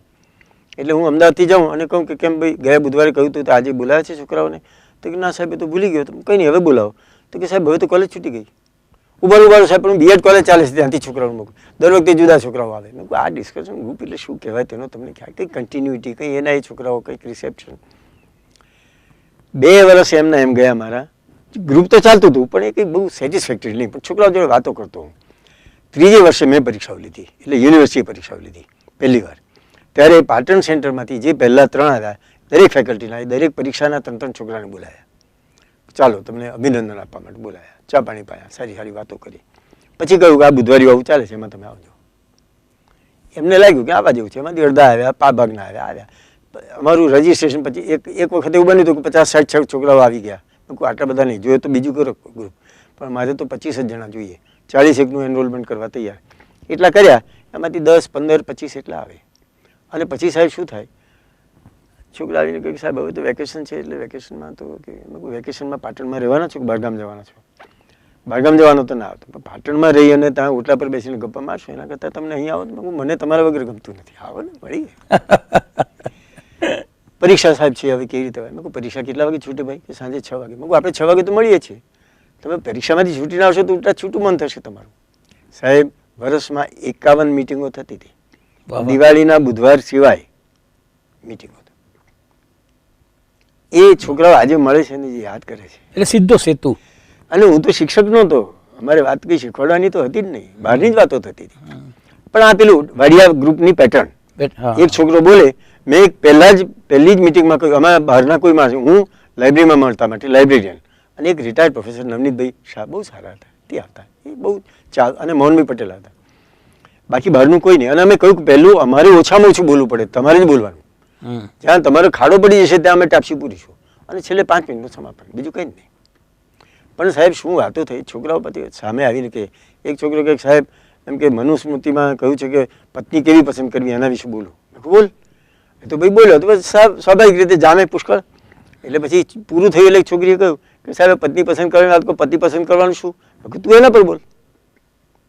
બીજી વખતે બોલી. એક છોકરી BSc માં ભણે, એ આવીને કહે કે સાહેબ સાયકોલોજી ઓફ સુસાઇડ પર બોલવું છે. અરે મેં કહું અદ્ભુત વાત છે ભાઈ, બોલ. એ બોલી, સારું બોલી. હું તને ક્યાંથી ખબર પડી? તો કે સાહેબ લાઇબ્રેરીમાં આવીએ છીએ ને, તે લાઇબ્રેરી સાહેબે બતાવ્યું હતું કે આ આર્ટિકલ સારો છે, વાંચવા જેવો છે, જો વાંચ. એ વાંચીને મને વિચાર આવ્યો. સાહેબ ફર્સ્ટ યરમાં આવેલી છોકરીએ એમ કહ્યું કે શેક્સપિયરની ટ્રેજેડીઝ ઉપર બોલીશ. મેં કહું ફર્સ્ટ યર તો કે ના BA માં ઇંગ્લિશ લેવાની છું, મને ગમે છે. સારું બોલ. 4 પાના લખીને લાવી. અમે કહ્યું હતું બોલી ના શકે તો લખીને લાવે. 4 પાના શેક્સપિયરની ટ્રેજેડીઝ ઉપર, એને ફાવે તેવું 4 પાના. આમાંથી બીજો વિચાર આવ્યો, એક દાડો મેં વાત કરી, મેં કોઈ ગીતા બીતા વાંચી છે કોઈએ નહીં વાંચેલી. મેં કહું આપણે વાંચીએ. 14.5 મહિના સુધી અઠવાડિયામાં એક દિવસ ગુરુવાર નક્કી કર્યો, 1 કલાક ગીતા વાંચીશ. મેં કહું મને સંસ્કૃતનો પંડિત નથી, શાસ્ત્રનો પંડિત નથી, આપણે વાંચીશું. ભાષાંતર સમજાય એટલું ઉતારવાનું, ના સમજાય છોડી દેવાનું. પુનર્જન્મ છે કે નહીં, કે કૃષ્ણમાં જન્મ્યા, કૃષ્ણ પક્ષમાં મરી ગયા, કે એ બધું છોડી દેવાનું. આપણે જેટલું સમજાય એટલું કરવું. તો કામ કોને કહેવાય, ક્રોધ કોને કહેવાય, ઉદ્ધરે આત્મનાત્મા વગેરે વગેરે આપણે સમજાય એટલું. આખી ગીતા વાંચતા 14.5 મહિના થયા. દર ગુરુવારે છોકરા ઓછા, 6 થી વધારે છોકરા કોઈ દર નહોતા, પણ એ આવીને બેસે. પછી મનમાં વિચાર આવ્યો કે આપણે શેક્સપિયર વાંચીએ તો કેવું સારું. ટ્રેજેડીઝ આમાંથી કેવી કેવી ઊભી થાય છે. મેં કહ્યું કે જુલિયસ સીઝર તમને ક્લાસમાં ભણાવે છે માટે એ નહીં વાંચો, પ્રોફેસરને ગમે ના ગમે. મર્ચન્ટ ઓફ વેનિસ વાંચો, બહુ રસ પડ્યો એમને. એમાં પણ 4-5 છોકરા બીજા આવે તો 2 શુક્રવાર રાખેલો. પછી મને થયું કે હવે આ તો બીજા તો કોઈ રસ લેતા કોઈ વાંધાઈ લેતા, આપણે જુલિયસ સીઝર શા માટે ના વાંચવું? સરસ છે. પહેલી જ મિટિંગમાં મેં સાહેબ પૂછ્યું કે આ જુલિયસ સીઝર કેમ વાંચવાનું? જુલિયસ સીઝર કોણ હતો કે જેના માટે નાટક લખવું પડ્યું? એવો કયો મોટો માણસ હતો કે શેક્સપિયરે નાટક લખવું પડે? તમે જાણો છો કંઈ એના વિશે? સાહેબ સપ્ટેમ્બર-ઓક્ટોબર મહિનામાં આ છોકરાઓ કહે છે કે અમને ખબર નથી. ત્યાં સુધી તમે શું ભણ્યા ક્લાસમાં? સાહેબ શું કરે તમારા? કે સાહેબ આવ્યા પહેલે દાડે આવ્યા. બધું તમને પહેલે દાડે નાટક વાંચવાનું શરૂ કર્યા પહેલાં એમ કહ્યું નહીં કે આ જુલિયસ સીઝર કોણ હતો, એની હિસ્ટ્રી, નાટકનું વસ્તુ શું? કારણ કે અંગ્રેજી તો હવે નબળું હોય છે જરા. તો ના સાહેબ એવું તો કંઈ કહ્યું નથી. આવીને પહેલું પાનું ગણ્યું, ચાલ્યું. હવે હું તો શિક્ષક નથી, પણ એક કોમન સેન્સથી સમજી શકાય એવી વાત છે કે તમે આટલું તો કરો ભાઈ. આખું હમણાં 2 દાડા પર જ મને એક માણસ મળ્યો કે સાહેબ અમે તમે ગયા પછી, હમણાં અત્યારે માણસ સચિવાલયમાં અંડર સેક્રેટરી છે, કે સાહેબ તમે તો રિટાયર થઈને ગયા હતા, પછી એ જ જુલિયસ સીઝરનો એક પાર્ટ અમે સ્ટેજ કર્યો હતો. મેં અને એક કોઈ બીજી પોશિયા બની હશે કે બીજું કંઈક બની હશે, તેમ કે અમે વાંચ્યો હતો. પણ હું તો સાયન્સનો વિદ્યાર્થી, પણ આ શેક્સપિયર તમે વાંચ્યો ત્યારે અમને ખબર પડી કે આવું આવું હોય સાહિત્યમાં. એટલે એક વહીવટમાંથી આવેલ વ્યક્તિ પણ કુલપતિ તરીકે કેટલું શૈક્ષણિક ઇન્વોલ્વમેન્ટ વધારી શકે. હજુ એક ત્રીજી વાત, કે અમારું જે ઉદીચે નીકળે છે, એ ઉદીચે મેં શરૂ કર્યું. બહુ જ પરિકલ્પના એની, બહુ જ વિચાર કરીને કર્યું. અને 2 જણા વાઇસ ચાન્સેલર અને એક કારકુન, એ 2નાથી 4 વર્ષ ચાલ્યું હું હતો ત્યાં સુધી. નક્કી એવું કરેલું કે કોલેજોને કહ્યું કે તમારે રિપોર્ટો મોકલો, એ રિપોર્ટ જેવો ટપાલમાં આવે, જે દિવસે આવે તે દિવસે જ મારી પાસે મુકાય. તે દિવસે જ હું લાલ સહીથી માર્ક કરી આપું કે આટલું ઉદીચમાં લેવાનું છે. પેલો કારકુન એની ફાઇલ બનાવે, 15 દાડા પૂરા થાય એટલે ફાઇલ આખી લઈને આવે, એટલે એમાંથી હું એડિટ કરી આપું કે કોલેજ સમાચારમાં આટલી વસ્તુ લઈ લેવાની. આખું એડિટ તો કરેલું જ છે, એ ટાઈપ કરીને લાવ્યો એટલે મારે ફેર જ જોવાનું હોય. અને બાકીનું આદિ વચન હું લખું તે હું તે દાડે એને આપી દઉં. કોટેશન જેટલા આવ્યા છે એટલા બધા મારા પોતાના પસંદ કરેલા. અને એક દ્રષ્ટિથી કે માત્ર એજ્યુકેશન વિશેના અને વ્યક્તિત્વ સુધાર વિશેના, બીજા કોઈ નહીં, કોટેશન્સ, અને તે ટૂંકામાં ટૂંકા હોવા જોઈએ, શરૂઆતમાં હોવા જોઈએ. ઉદિચ્ય નામ પસંદ કર્યું. શા માટે ઉદિચ્ય? એનો અર્થ પણ લખો નીચે, નહીં તો લોકો સમજશે નહીં. 15 દિવસ હું સેન્સસમાં હતો ત્યારે મને થોડુંક પ્રિન્ટિંગનો ખ્યાલ આવેલો, એટલે એનું ગેટઅપ કેવું કરવું, ન્યૂઝલેટર કોને કહેવાય એની પાછળ, અને એનો મને મોટામાં મોટો આ એટલે મારા પબ્લિક રિલેશન્સ જે કર્યા ને તેનો એક આ બહુ મોટો ભાગ હતો. દર 15 દિવસે મળે. હું કોલેજોમાં જાઉં પેલી મારી મિટિંગોમાં, ત્યારે કહું કે આના ગ્રાહક થાવ. વિદ્યાર્થીઓએ 15 રૂપિયામાં ગ્રાહક થવાનો. કોલેજો પાસેથી 250 રૂપિયા વર્ષના લઈએ. વર્ષની શરૂઆતમાં હું 45 જેટલી સહકારી મંડળીઓને કાગળ લખું, જે સહકારી બેન્કો હતી ત્યાં તેને. ઉત્તર ગુજરાતમાં સારું નેટવર્ક, કે 1 અંક તમે સ્પોન્સર કરો. એ 40 લખ્યા કાગળ, તેમાં પહેલે વર્ષે 22 અંક સ્પોન્સર થયા. મેં કહ્યું કે આમાં સરકાર પાસેથી મારે પૈસા નથી લેવા, બને એટલા. 250 રૂપિયા કોલેજ પાસે ઉઘરાવ્યા, વિદ્યાર્થીઓ પાસે 15 રૂપિયા. એ એમ તો ગ્રાહક કોણ થાય? મેં કહું આ જેટલા વિદ્યાર્થી ગ્રાહક થાય એમને ઘરને સરનામે મળવું જોઈએ. એક પણ અત્યાર સુધી સાહેબ કેટલા વિચાર કરો, 1992માં 4 વર્ષ થયા, એટલે 88 થી માંડીને આજ સુધીમાં એક પણ અંક પડ્યો નથી. કોઈ પણ 2 મહિનાનો અંક સંયુક્ત નીકળ્યો નથી. વેકેશનમાં પણ અંક નીકળે, અને વિદ્યાર્થી ગ્રાહકોને ઘેર મળે કે ભાઈ વેકેશન પૂરી થાય ને ત્યારે આપણે આ યુનિવર્સિટીમાં જવાનું છે. એ રીતે એ જે અંકો નીકળ્યા એનું બહુ મોટું કામ થયું. એવી રીતે કે પહેલે વર્ષે અમે પરીક્ષા લીધી એટલે છોકરાઓએ કહ્યું કે અમને જનરલ ઓપ્શન્સ જોઈએ, જે અહીંયા બધે પેટર્ન હતી કે 10 સવાલમાંથી ગમે તે 5નો જવાબ લખો. પહેલે વર્ષે અમે લાચાર હતા એટલે કરવું પડ્યું, પણ મેં કહ્યું કે આ તો ચાલે જ નહીં. એટલે બીજે જૂન મહિનાથી અમે ઝુંબેશ ઉપાડી કે આ પ્રથા તમારી વિરુદ્ધમાં છે, તમને હાનિ કરતા છે. એ સમજાવવા માટે 2 વાના કર્યા. એક તો પેલામાં લખવા માંડ્યું, ઉદિચમાં આર્ટિકલ્સ લખવા જ માંડ્યા તે વખતે કે આ બધા જ ના પાડે છે, બધા જ ના પાડે, ન કરવા જેવું. એમને સમજાવ્યું, અને હું રૂબરૂ જઉં ત્યાં મને સવાલ જવાબ થાય તેમાં આ વાતો આવે કે સાહેબ જનરલ ઓપ્શન આપો. મેં કહ્યું જનરલ ઓપ્શન એટલે એવું કે 20 ચેપ્ટરની ચોપડીમાં તમે 10 જ ચેપ્ટર વાંચવાના. એ 10 ચેપ્ટરમાંથી 5 સવાલ આવશે તે તો તમારે લખવા જ પડશે. આ તો કમ્પલસરી થઈ ગયું, આમાં શું ઓલરેડી રહ્યું? પેલા 10 પહેલા 5 તો તમને આવડતા જ નથી. એ વાતો એવી ગળે ઉતરી કે પરીક્ષા આવી ત્યારે જાન્યુઆરી મહિનામાં મને કાગળ આવવા માંડ્યા કે સાહેબ અમારે જનરલ ઓપ્શન જોઈતા નથી, ઇન્ટરનલ ઓપ્શન આપજો. વાહ. અને અમે કર્યું, બીજી યુનિવર્સિટી ન કરી શકીને અમે કર્યું. Very good. તેની સાથે પહેલો જ યુવક મહોત્સવ, ત્યાં બધી યુવક મહોત્સવ બંધ થઈ ગયા હતા ગુજરાત યુનિવર્સિટીમાં. અમે યુવક મહોત્સવ પહેલા વર્ષથી શરૂ કર્યો. અમે પેલી સ્પોર્ટ્સ, અમારી પાસે માણસો નહોતા, યુથનો કોઈ ઓર્ગેનાઇઝર નહોતો મારી પાસે, બીજા કોઈને બજાડ્યું. પણ કરો, કારણ કરે છે તો કોલેજો આખરે તમારે પીસબળ આપવાનું હોય છે, ડાયરેક્શન આપવાનું, જવાબદારી લેવાની હોય. એમાં કર્યું પહેલા જ વર્ષથી. સ્ટેજનું કોણ કરે ને પેલું નાટક થાય ત્યારે તોફાનો થાય, આમ તેમ. મેં કહું આપણે 2 ભાગ કરો. ક્લાસરૂમમાં જે કોમ્પિટિશન થાય છે તે થરા કોલેજ નવી જ થતી, 2 જ વર્ષ પહેલાં થયેલી હતી. પ્રિન્સિપાલ મણિભાઈ પ્રજાપતિ સાહેબ હું કરીશ, એટલે ક્લાસમાં ડિબેટિંગ કોમ્પિટિશન, પછી ચિત્રકામનું કોમ્પિટિશન, નિબંધ કોમ્પિટિશન, આવા બધા જે ક્લાસરૂમ ના હોય એ મેં કહું તમારી કોલેજમાં કરો. એ થયું એટલે બધી કોલેજોની શ્રમ થઈ ગયા. મંચના કાર્યક્રમો તો થયા નહીં, એટલે મોડા સાહેબ કહ્યું કે અમે કરીશું. તલોદે કહ્યું તું બધાથી, તલોદે કહ્યું હા. એટલે તલોદમાં પછી મંચના કાર્યક્રમમાં બીજો ભાગ કરીને કર્યો. ત્યાં નાટક થયા, ગરબા, સંગીત બધું થયું. એ પહેલા વર્ષમાં જ થયું. બીજે વર્ષે, અને પહેલા વર્ષે યુથ ફેસ્ટિવલ, પેલો સ્પોર્ટ્સ ફેસ્ટિવલ પણ થયો. એટલે યુનિવર્સિટીમાં અને ડિપાર્ટમેન્ટ, હું રિટાયર થયો અને આગલે દાડે અમે ટીચિંગ ડિપાર્ટમેન્ટ એક શરૂ કર્યું. એ લાઇબ્રેરી સાયન્સમાં અમારું પેલું સેલ્ફ ફિનાન્સમાં હતું, એ અમે શરૂ કર્યું. બીજા ડિપાર્ટમેન્ટો બધાની 3 ડિપાર્ટમેન્ટોની મંજૂરી આવી ગઈ, પણ એસ્ટાબ્લિશ નહોતા થઈ શક્યા. હું ઓગસ્ટ મહિનામાં રિટાયર થયો, પછીના જૂનમાં શરૂ થઈ શકે એટલી તજવીજ કરી. હું તો રહ્યો હોત તો કદાચ વહેલા થાત, પણ પછી રિટાયર થયો. 6 વર્ષે હું રિટાયર. 6 વર્ષ રિટાયર થયા પછી નિવૃત્તિ. પછી નિવૃત્તિમાં થયું એવું કે 2 વર્ષ ગેપ, પછી 2 વર્ષ નોકરી, વળી 2 વર્ષ ગેપ, વળી 2 વર્ષ નોકરી, એવું થયું ખાનગીમાં. પણ તે એજ્યુકેશનમાં 2 વર્ષ હું મહાવીર જૈન વિદ્યાલયમાં મુંબઈમાં એમનું જે ટ્રસ્ટની મેઇન ઓફિસ છે તેમાં હું ડાયરેક્ટર તરીકે ગયો. 2 વર્ષ ત્યાં બહુ યુનિક અનુભવો થયા અને બહુ સારા અનુભવો થયા. ઘણું સારું સંસ્થા, અને બહુ મોટું જાણીતી સંસ્થા. તો આપણે ઓગસ્ટ ક્રાંતિ મેદાન ઉપર જ, અને અમે ત્યાં ભણતા હતા ત્યારે સાંભળવા ગયેલા, સરોજિની નાયડુને ત્યાં સાંભળેલા, એવું બધું એમના હોલમાં. અને પછી 2 વર્ષ પાછા પડ્યા, અને 2 વર્ષ અહીંયા અમદાવાદ એજ્યુકેશન સોસાયટીમાં રહ્યો. અને છેક છેલ્લો 99માં રિટાયર થયો. 70 વર્ષ, 75 વર્ષની, 74 વર્ષની ઉંમરે. ત્યાં સુધી કંઈક ને કંઈક. પણ હવે 99 પછી પણ આમ લેખનની ને એવી પ્રવૃત્તિ? લેખનની ખરી, હું લખું છું હજુ. અને આજે પહેલાં વાઇસ ચાન્સલર હતો ત્યારથી શરૂ કર્યું છાપામાં થોડું થોડું આપવાનું. અત્યારે મારા કમિટમેન્ટમાં 2 વસ્તુ છે. એક ગુજરાત સમાચારમાં હું વહીવટની વાતો લખું છું, જેમાં મારા સેવાના અનુભવો લખું છું વિશેષ કરીને. 2 મહિનામાં પૂરી થશે હવે. અને બીજું છે તે જનસત્તામાં હું કરંટ ટોપિક્સ ઉપર લખું છું, પણ તે ફ્રોમ એડમિનિસ્ટ્રેટિવ, એટલે પોલિટિક્સ તો આવે જ અંદર, એડમિનિસ્ટ્રેશનની વાતો એટલે, પણ from an administrators point of view, practicing politician તરીકે નહીં. એટલે એ મારા દાખલા તરીકે દાગી મિનિસ્ટરો, ઓફિસ ઓફ પ્રોફિટ, આવી બધી જે વાતો છે, ચૂંટણીમાં ભ્રષ્ટાચાર, એ બધી વાતો પર હું લખું. અને આ જે શાસ્ત્ર આધારિત વાતો કેટલાક શ્લોકોના શાસ્ત્રમાં એવું છે કે હું શાસ્ત્ર પ્રોપર જેને કહેવાય એવું મારો અભ્યાસ માત્ર ગીતાનો સારો, પણ તે મારો પોતાનો સારો. ગીતા વિષય મેં વાંચી છે 3-4 સારી ચોપડીઓ, કે અરવિંદ પણ મેં વાંચ્યા નથી, પણ વિનોબાજી છે કે પાંડુરંગ શાસ્ત્રી છે કે એવા ગીતા પર થોડા. પણ ગીતાનું સ્કૂલમાં હતો ત્યાંથી રોજ 1 શ્લોક વાંચવાનો, 5 શ્લોક વાંચવાનો, એ પેલી ટ્રેડિશન ઘરની, એટલે લીધે ગીતાની ફેમિલિટી બહુ રહી અને ઘણું વાંચ કર્યું. કેટલાક એવા વર્ષો ગયા હોય કે જ્યારે રોજ 1 અધ્યાય વાંચવું એમ નક્કી કર્યું હોય, અને થોડુંક વિચાર કરવાની ટેવ પડી હોય એમાંથી. વિશેષ એટલા માટે કે બહુ આધ્યાત્મિક લાઈનોમાં જવું નહોતું, કારણ કે એમાં જવું તો આખી જિંદગી એમાં ગાળવી પડે એવું માનતો થઈ ગયો.